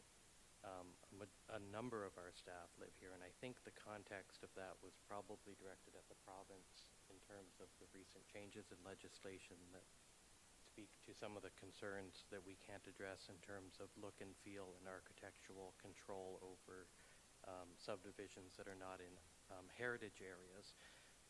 But I just wanted to mention that because this is an application where it is local, it is members of our community, and it is not the typical developer coming in to do things in the community without being mindful of the community. And I do believe with the applicants being here tonight, they hear some of the concerns that we've raised, certainly some of the concerns that I've mentioned in terms of architectural control and how do we make subdivisions fit a little bit better with the character of the neighborhood, whether that be peaked roofs mixed with flats or something to make it a little bit more broken up. But I just wanted to address that because the secondary neighborhood plan was done with the input from the community. So unless we're talking about the province taking away of some of our control and ability to implement change, I really don't agree with the comment about people that don't live here are, involved with this project, because it's quite the opposite. I do have concerns about the architectural control. I think that's going to be probably an ever reoccurring concern that's going to come up on development applications, and I use the Stevensville Road or the Dominion Road example as the example for that. And I just wanted to also mention the issue involving the one roadway in and out. There is a property on, I can't remember the name of the street. What is the name of the road? Paul Alley, thank you. Could that access issue into that property not be simply addressed by, if the town disposes of Paul Alley, however means the land committee would deal with that, and then give right of passage or an egress or access point to those landowners on, I guess it would be the south side of Paul Alley, into their property. And I don't know if you can answer that tonight, but certainly something that I think maybe staff should look at. If this road is coming out onto Stevensville Road, is there the potential to have cuts within the road made so that future access into those properties could be made? And those were just some of my concerns. I will support the recommendation report, and I know the applicants, property owners are here listening tonight, and planning staff are always listening. So I look forward to what recommendations come forward, subject to it moving forward. Thank you, Councillor Lewis. Any other members of council? Back to you, Councillor Noyes. Thank you, and I didn't mention, and I think it's important, and it's on page 14 of 17, and I'm not going to go into the detail. It's about the drainage on this property, and I think the mayor and those of us who were on council before, this area was a concern, and there was a drainage request and a drainage whatever report, et cetera, that the region did because of flooding, not just on this side of the railroad track, but on the opposite side of the railroad track too. that somehow it was all kind of contributing to some drainage problems. Now, the region did pull the request, but I'm just wondering, and on that page of 14 of 17, they talk about all this engineering stuff that I don't quite understand. And they're basically just saying, well, we're gonna let the MPCA make the decisions, we're gonna let the MPCA, ultimately we'll do this, ultimately we'll do that. I would like to, hopefully before we have to approve the subdivision, that we know a little bit more from the MPCA instead of, well, they're gonna take care of this. And that's kind of how it's referred to, whether there's gonna be an outlet, whether there's not gonna be an outlet, whether there's gonna be a storm retention area before the water is released slowly into the creek, et cetera, et cetera. So there's a lot of, you know, the engineering report doesn't want any of that. They don't want to retain the water. They don't want to release it slowly. They don't want this. They don't want that. But then they refer to, yeah, but the MPCA will tell us if we have to. So I kind of want to know that information, what the position of the MPCA will be on this property and the drainage issues that have existed prior to this application. Thank you. Thank you. Anyone else? Councillor Lewis? I promise. I got on my rant and forgot the one question I was going to ask. There was a comment about having an entrance or an egress onto Ott Road. And I'm looking at a Google map of it right now. I'm not following how that's even possible. Well, Is that possible? You could do it, but you'd have to travel half a mile to Ott Road over land that's currently owned by the municipality. I think I can answer that because I did talk to Ms. Rugg about that. So it's not possible. Thank you. Well, anything's possible. Councillor Noyes? What Ms. Rugg, my understanding, because she talked to me earlier and I was somewhat confused saying, huh? I can't go there. But she was anticipating that the second entrance could be along the railroad track, like on this side, on the north side, or the south side of the railroad track. And it extend not to Ott Road, but to to one of the roads in the subdivision to be the other exit. She was referring to Ott Road as a direction, not necessarily a connection. It took me a while to follow through, but that's what she was anticipating, that there'd be a second road alongside the railroad. Yeah, corridor. so the road would come out immediately south of the rail lands, just immediately north of Street A, Yeah, towards Ott Road. towards Ott Road. And it would, and if you saw where the subject, like that road going around, that it would then connect with that, it would be another exit, basically. That's far too confusing for me. Okay, if there is no one else, then a couple of questions, Mr. Yamarino. First is, we've had this information report put before council as part of a public meeting where the public comes out. We don't have the benefit of Region's comments. When do we expect those? To the mayor, we followed up with the region today. I believe they said by latest, maybe Devin can correct me if I'm wrong, but I think it was November 14th, they said, is when we would anticipate comments by. We've bugged them numerous times. Devin is on top of them. Mr. Morton, did you want to chime in there? Thank you, Chair. Through you. So from my understanding, they actually haven't confirmed the date that we would be provided with them. They've just referred to the MOU that states they have 45 days to prepare comments. This application was circulated to them back in March. So in my opinion, we're well beyond the timeline that's been established in the MOU, but we are still currently waiting for those comments to be received. And are we at liberty to deal with a recommendation report without the benefit of their comments, if we had to? Thank you, Your Worship. Through you, I would not be comfortable bringing a recommendation forward without their comments. I wouldn't either, but they're not the ones that would be in jeopardy if they don't meet the 90 or the 120-day time frame established by the province, are they? That's correct. Through you, it is the municipality's responsibility to make that decision within the 90 and 120-day timeline. Right, so aside from planning staff trying to get the region to move on this, Mr. CAO, I'd like you to speak to the region's CAO and find out why it is that we have to deal with these types of development applications without the benefit of the region's comments from their planning or public works departments. And it makes it very difficult, and even Councillor Noyes had some questions that I think the region could be helpful in providing us with information on. Second question that I had, if I can find it now, had to do with, and I'll direct this to Mr. Yamarino. And that has to do with the suggestion by the planning the traffic impact study consultant, who recommended that there be a left-hand turn lane going northbound on Stevensville Road at Street A. What if that can't be accommodated? And we don't know if the region has received that as a comment. But what if that can't be accommodated? Through the mayor, that's a good question. Ideally, we would have comments from the region, and Mr. Frost right here said he may be able to speak to that, so. Thank you, Mr. Amarino. Through you, Mayor.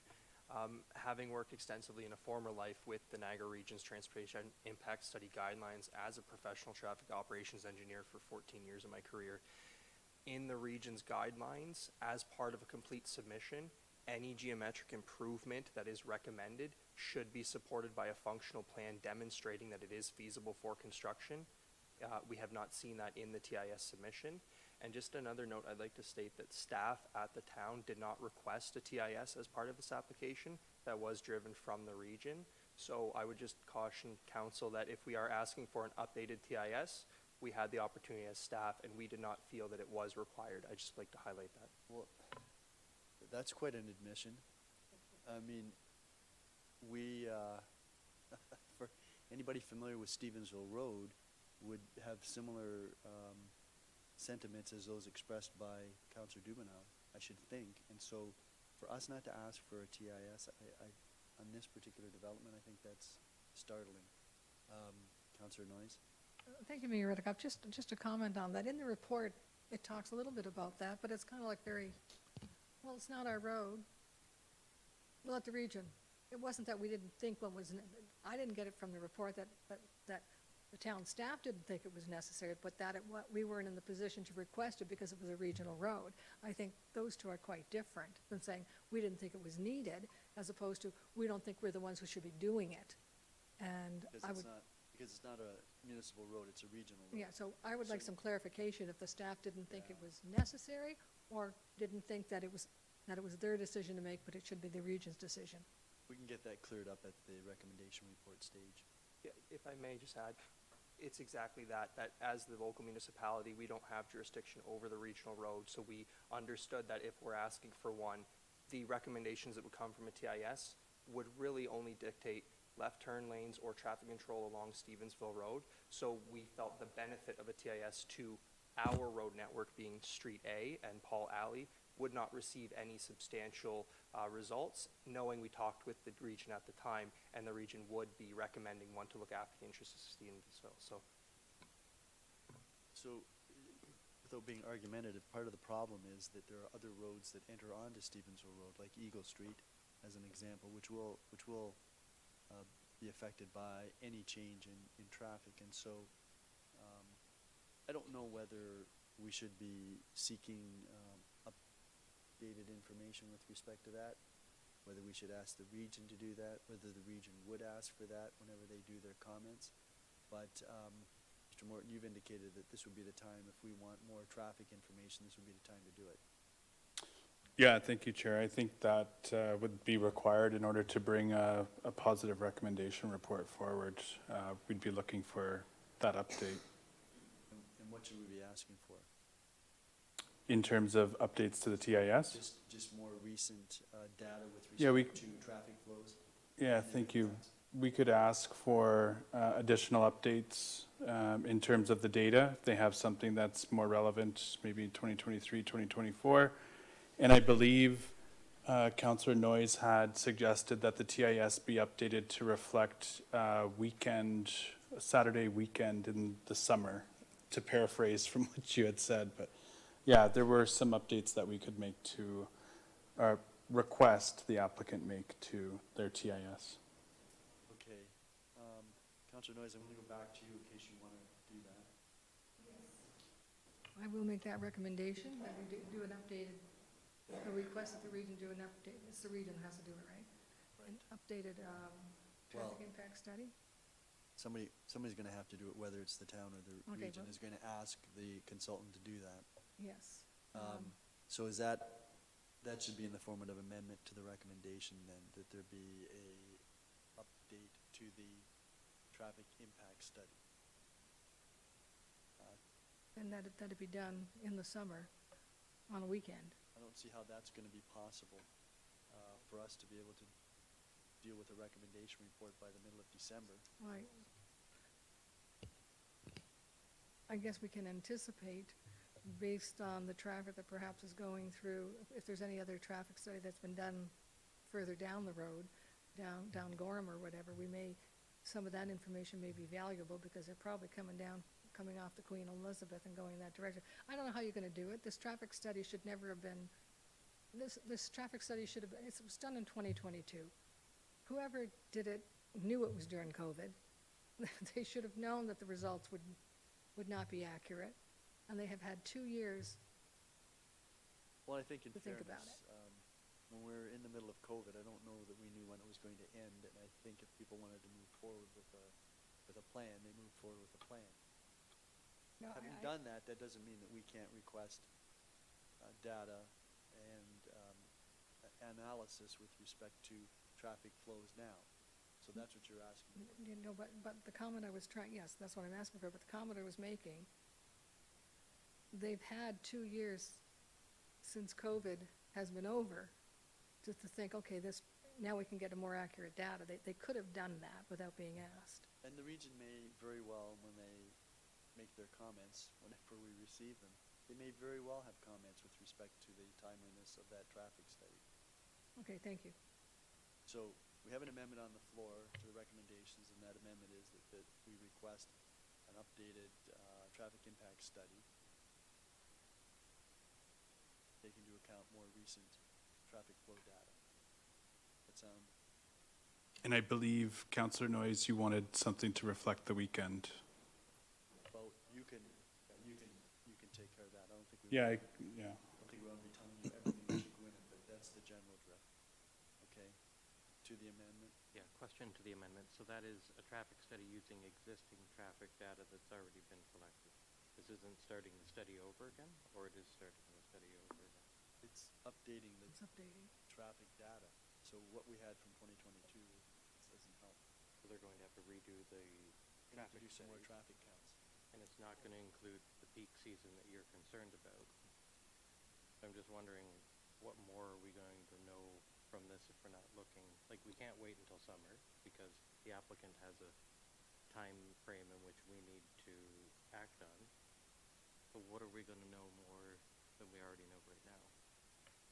Well, even without the summertime, I think a lot of people were sitting in their homes and not going anywhere in August. That the numbers, even now, today, would probably be higher than what they were in August of 2022. Yeah. Would probably be higher because, like, no one was going anywhere. They're all kind of in that COVID mind frame. So, and again, I think that if we have some information further down the road, if I was a traffic study person, I would kind of be looking further down the road to say, okay, what's happening at, let's say, the corner of Dominion and Gorham? Like, what's the traffic like there? I think they did a traffic study not that long ago, if I'm not mistaken, because of the new gas, well, not that long ago, but a while ago, for the gas stations that were going there. So there are traffic studies down the road that have been done, that some may deem some useful information. But yes, they should be counting the cars and the vehicles, yes. So we are going to be using existing studies from south on the road, other parts along the road, Okay, and then doing an updated count based on, I just don't know what we're doing, how we're going to come out with, I think we're going to come out with the same answer. It's a busy road, we need a bypass, we need to do something different, and at the same point, we need new houses. But that wasn't So- the answer that was provided by the traffic impact study. So we're just looking for more current data with respect to traffic flows and what the impact Yeah. that is with respect to the flow of traffic. Okay, anyone else to the amendment? All those in favor? opposed? That's carried.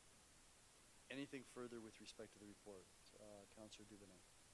Yeah, Your Worship, and maybe I'm off the wall here, and maybe this isn't necessary, but you raised a really good point about the region not commenting on this and not necessarily being bound by the same jeopardy that the municipality would be by not acting on it quickly. And I'm just wondering, I know you had mentioned to the CAO to reach out to the region CAO. Would it be worthwhile, and you can shake your head and say no, but would it be worthwhile to maybe move that we request those comments from the region as part of the minutes and get it on record tonight? They're supposed to respond in 45 days, and we were told that they were asked in March. That's why I'm surprised. That's why I'm wondering if maybe we need to get it on the record so that, our residents and the individuals know that we're trying to do our best here to get this information. And it's another level of government that it's kind of frustrating. You raised a good point on that. The jeopardy falls on us, not on the region. We're going to, I think the best course for us is to allow the CAO to speak to the region CAO, allow our planning staff to talk to the region's planning staff, and if we don't get a satisfactory response, then I think it might be appropriate for there to be a motion passed by this council. Okay. Requiring that when we ask for the information and they have a time frame that they provide it to us so that we can deal with these applications in the timely fashion that we're required to do. And I'm good with that, Your Worship. I'm just wondering if maybe staff could even informally or just let us know the status of the comments, whether they were able to make some headway. Just like the light bulb went off. The jeopardy falls on us if we don't meet this in the time required, and the region is not facing that jeopardy, but we rely on their comments. So that's why it's not something that I've really, again, lots of aspects to this application are very different and unusual compared to other ones I've seen. So that's why I just raised that, and I'm good with that, Your Worship, if we do that first. I would just like to know if they get a response. Right, and my expectation is that the CAO will be able to respond to us before the next meeting so that if there are still continuing problems, we'll be able to deal with them. Okay, anyone else to the report? Mr. Morton, you may sit down. Thank you. Thank you. If there are no other questions or comments, all those in favor of the recommendations as amended? None opposed, that is carried. So that takes us then to the consent agenda. Are there any reports that anyone wishes removed from the consent agenda? I'd like CS 09-2024, which is the capital variance report, removed. So, can I have a mover for the balance of the consent agenda, Councillor Lewis? Are there any questions or comments with respect to the reports that are in the consent agenda? Councillor Noyes. Yes, I have a few comments. One on CAO Report 14-2024. Just a comment that I saw that harassment was the second highest related health and safety problem. I think that's very unfortunate. And then on CAO 15-2024, that the number of motor vehicle accidents was somewhat concerning. But I guess we're tracking it. I think understanding it and then trying to do something about it. And I see the report is taking some steps for education and to prevent these things from happening in the future. But again, I do see that the public has to understand that our staff are important and that harassment will not be tolerated. So that's good. And then on report number CS 08-2024, I'd like to know of the $220,000 in rebates, how much of that was due to Heritage? Sorry, that was report what? 08-2024? Right. Mr. Jansen, can you respond to that?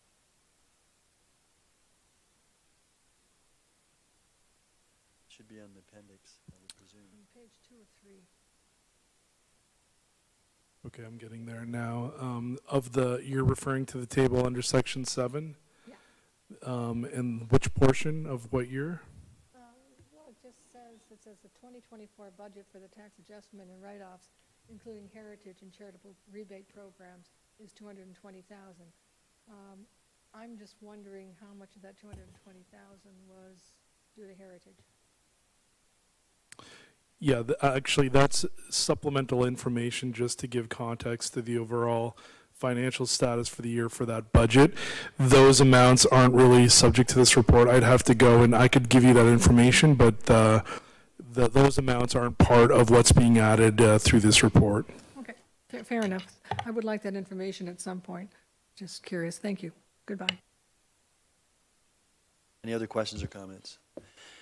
Just with respect to CAO 14, we do have what the 2023 premium was. What about the 2024 premium?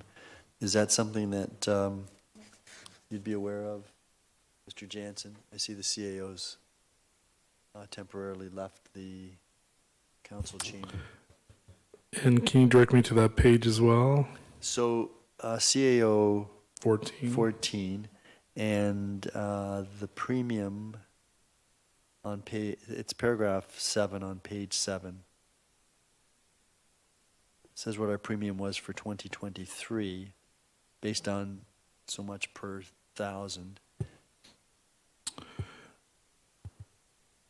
Yeah, I wouldn't have that here. I could dig it up in probably a few minutes, but that's another one I'd have to get back to you on. So you'd like the 2024 WSI premium rate Yes. for the town? Okay. Yes. And Mr. Todd, there are, throughout the meetings, periodic questions that are being asked by councillors, and we used to have a format where those questions would then be responded to during a council meeting. And we've maybe kind of drifted away from that. Can you make sure that these questions that are being raised are responded to? Yes, Mayor. Yeah, there's been different approaches responding directly by email. In some cases, it's a formal response to inquiry, but Right, and the problem is if the question is asked during a council meeting and the public is listening, they don't get the answer unless there's a response during a public council meeting.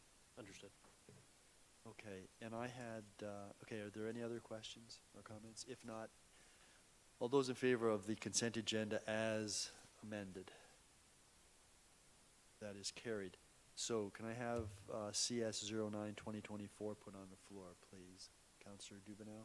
So that's on the floor for any questions or comments.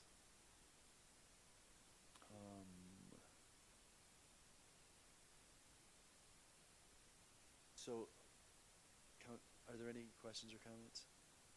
Mr. Jansen, this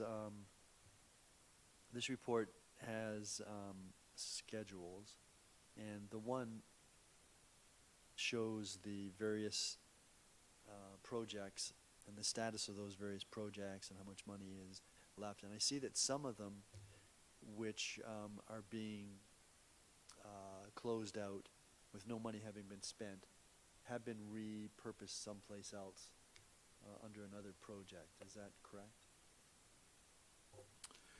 That's correct. Our practice is to not allow projects that may be stalled or for other reasons have not been initiated to close after a number of years. So that's what's being done at this point. We're working together with the departments where we're seeing a number of these projects get created into new projects where there's a new scope, there's an update to the actual cost of the projects, particularly in this high inflation environment. So yeah, many of those will result in other forms or other projects, particularly coming up on November 25th with the capital budget. And then I guess the other concern I would have is there's a fair number of projects that are outstanding, and this would be addressed to the CAO.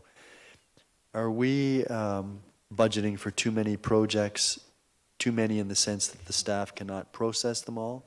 Or is there some wisdom in budgeting for projects that we know are going to need to be done so that at least the money is allocated to a specific project? Through you, it's a great question because there is always in the capital schedule Always a good answer. works in process. So there are multi-year projects, so they will be in there carrying forward as work's happening on them over a multiple number of years. But the question that you've asked is a question that we've asked the staff in terms of the preparation for the 2025 capital budget, because we are mindful of the fact that projects need to be getting done in order for us to budget properly for them and pay, so we're not subject to inflationary pressure. And that's part of the reason why some of these projects may be closed out, because they've been budgeted in a previous year, and that the scope or the cost of those projects may have changed over time. And so we are looking at that, and as part of the 2025 budget process, Mr. Jensen's been leading some pretty good discussions with our staff around any specific projects that are coming forward, whether we have the capacity and the resources to move the projects forward, and if there's challenges with getting projects moved forward, do we have options to outsource project management to ensure that they're happening and moving forward. And we've had good discussions with our departments around that, and we've set that expectation. So it's my expectation, it's the Director of Corporate Services and Council's, to ensure that that's one of the bits of criteria that we're considering as we bring forward 2025 capital. Thank you. And on page 7 of Appendix 2, there were a couple of programs that had been budgeted for 2024, and there was money left over, which I found a little surprising. The one was the 2024 road resurfacing program, and the other one was the 2024 sidewalk repair program. Both of those, I believe, are priorities of council. We want to make sure that our roads are in as good a condition as possible, and that the sidewalks are as safe as possible. Is there any reason why the full amount budgeted wouldn't have been spent for those two areas? Yeah, in the case of the Appendix 2, those are projects that are still open. They may be subject to additional costs that will come through yet, particularly the road resurfacing. I know it does note that it's subject to a warranty period, but depending on how the procurement was structured and the quantities that were requested, with some of those they are negotiated, or there is room on a quantities basis to adjust them. But every year we're looking to extend a procurement for these items for that scope that was communicated to council. Right, and I guess my question would be, if we have a favorable tender with respect to road resurfacing or sidewalk repair, do we not have a sufficient list of roads that need to be resurfaced or sidewalks that need to be repaired that we couldn't simply extend the contract to include additional areas? Jordan has a comment to add to that. Mr. Frost? Thank you. Each year when we do have a surplus of funds remaining in the budget, we reach out to our contractor who was successful with the program and ask, we have some monies left. We'd like to add X number of roads, specific segments, which are next on our annual list for that. Unfortunately, this year our contractor did not have any more capacity to deliver on the resurfacing works for us, resulting in that surplus. The same would go with the sidewalk program, but we do continually look each year as we see economies of scale, efficiencies in delivery. Maybe the contractor gets better rates on some of the materials, that when we have these surpluses, we definitely do look to use them each year and apply to get the best product that we can. And so, Mr. Jansen, will we be rolling the money that wasn't spent on those two areas, we'll be rolling that into what we would plan to spend for 2025? That's right. This is timely for us, where the $6.2 million in at the bottom of Appendix 1 will be returned following approval of this report to the capital reserves, which will then be available to consider for all of the upcoming program. We have considered an adjusted road resurfacing program in lieu of some of the outstanding need in the community, and I know we've looked at both adjusting it for this year due to we have an increased Ontario Community Infrastructure Fund grant amount, and as well we are looking over the forecast period to grow that as well. Okay, thank you. Are there any other questions with respect to that report? Councillor Noyes? Thank you. And this goes on to appendix number 2. I see that there's the park at AC Douglas Park playground replacement wasn't done, and I see that the waterfront park wasn't done, and the Bill Connolly Field playground wasn't done. Actually, there's like 4 of the 5 playgrounds that weren't done. And I think I mentioned this in council a while ago, is that I see that there's an RFP or something going out on the Douglas Road. Again, and I've had a chance to talk to I think Jonathan and that, is that this just all or nothing approach to playgrounds has got to be looked at. I know I requested that before we go and replace a park, that we actually, like I said, I would like to see what the assessment result is, because I've been to AC Douglas Park, and it looks like it's in pretty good condition. I'm not an engineer, and I'm not hitting all the things, and I didn't see any rust, nothing wiggled and jiggled. It was dirty, it needed a good cleaning, but I would think many of the parts were functional. They were still in pretty good condition if they were cleaned. And I'm not saying I don't want to spend the $190,000. I definitely do want to spend the $190,000, but I'd rather see us keep what is still working and is still functional and add to the playground other features, as opposed to take it all out, whether it's good or bad, and replace it with something else, without really increasing the usability, so to speak. And I've mentioned this before. No one's called me to say, hey, this park was examined, or this is what the problem is. Maybe one element has to be, safety is utmost importance, I understand that. But just because it's old doesn't mean it's not useful. And one of our pillars is to be environmentally sensitive and things. And this stuff goes into landfills somewhere. And if it still can be used and is still functional, why aren't we looking at it from that perspective? What can we save? What can we still use, as opposed to all or nothing? Mr.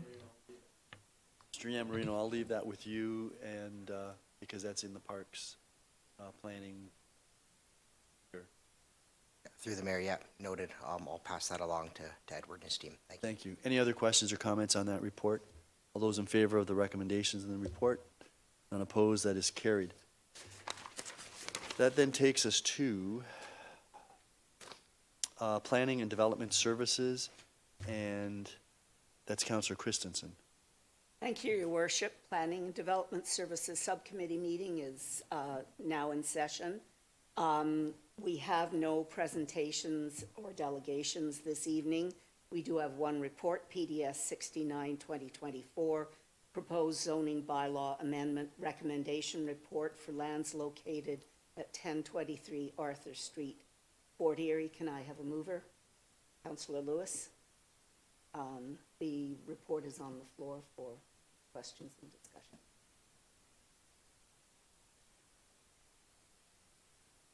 Your Worship. Yeah, I just had some questions with respect to the holding provisions that are being proposed at this stage, and I'd had an opportunity to speak with Mr. Yamarino earlier today, and I wonder if he can provide some comments with respect to the 4 particular areas that are identified in the report, because I understand some material has been filed by the proponents, by the proponent. Yamarino. Yes, through the chair. So the first item is the gas well and the request for a gas well study. So we did receive a gas well study, which was requested by the region. It's been sent to the region. However, we haven't received any confirmation or approval yet from the region, so that item still remains outstanding. The second item, similar, it's the Stage 2 archaeological assessment. We have received the ministry letter. We've circulated to the region, so we're just waiting for the region to review and sign off on it, as well as town staff. Item number 3 was related to the septic tank decommissioning. There was an opportunity for it to be addressed as part of the severance. However, it was requested by the region to be as part of the hold through the zoning. Since it was a request by the region and the holding would need to kind of remain in place anyway, it was staff's opinion that it should just remain in the holding. And the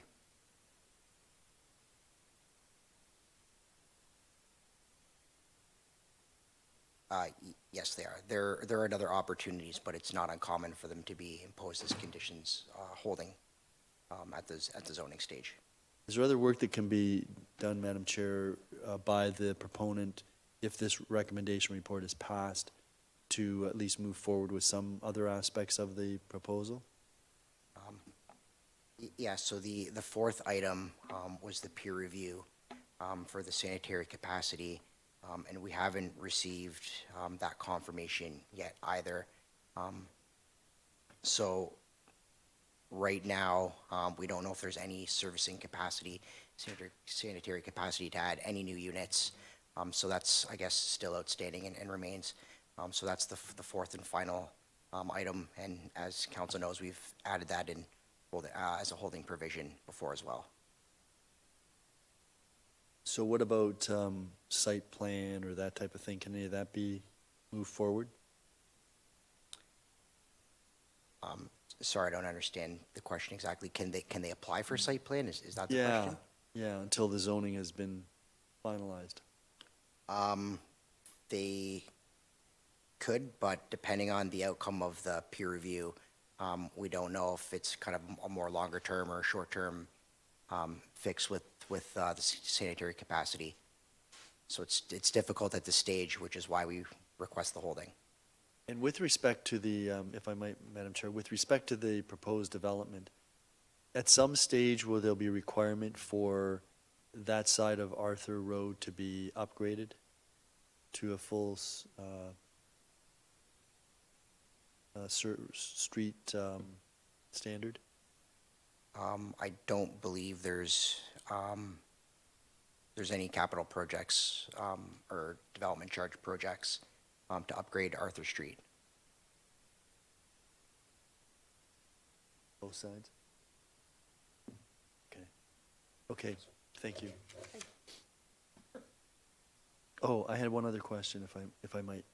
Had to do with the community benefit. So, the community benefit has been identified in the report, hasn't been quantified yet, but at what stage would council indicate what their preference is as to how that community benefit should be utilized?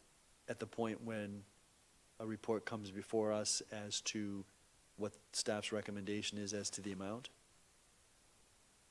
So through the chair,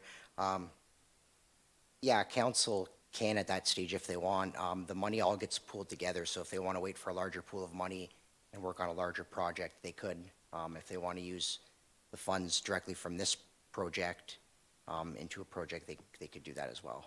Well, it seems to me, yeah, I mean, it seems to me that if there's a community benefit that's required, and if there's money that's going to have to be paid, and if we're interested in affordable units, then maybe there's an opportunity to have that discussion and utilize the community benefit that arises from this building to create some affordable rental units in the building. So that's kind of what I'm thinking of, rather than them give us money, we give them money back, or what have you. So I'll leave that with staff. They can sort that out. That's the second time I've raised this. Thank you. Are there any other comments or questions? And I'll call the question. All those in favor? Carried. The next item is new business inquiries. Are there any inquiries or new business issues? Okay, then. Councillor the Noyes. next- I guess my only inquiry would be, and I'm just going to do it because you're there, is that the PDFs that I get, I can't open. And I'm just wondering whether we can figure out how, when we send the staff a PDF, that our computers that the town gave us can actually open them, Those are the attachments. the attachments. What I found, so I'll just respond because I had the issue. I think when some of the documents, when it goes through the second, so when the first time that they're appended to the information report, you can open them all.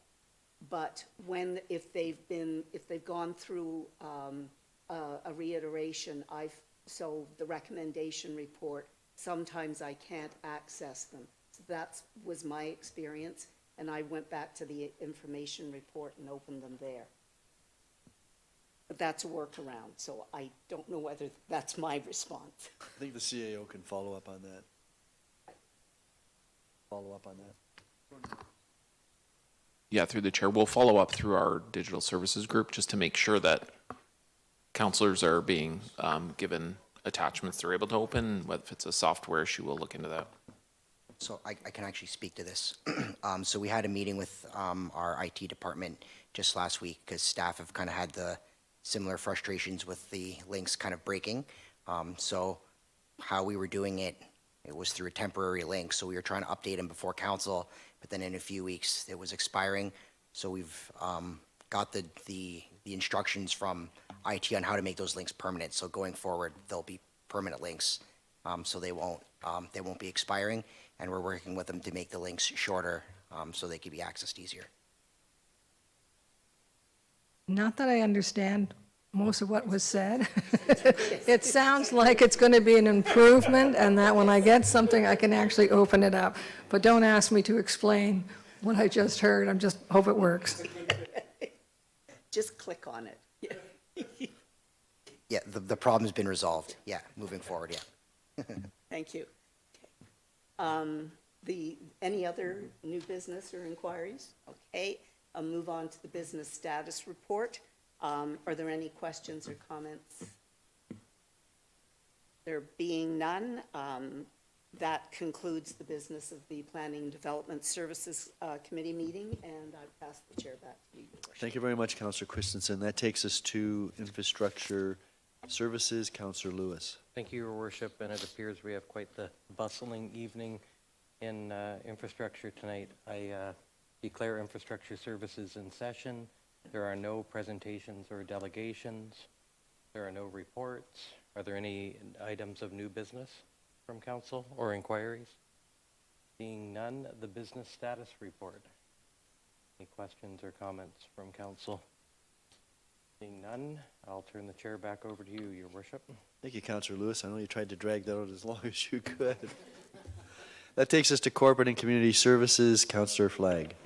Thank you, Your Worship. We mirror infrastructure services this evening with no presentations or delegations. We have no reports. Any new business or inquiries? Your Worship.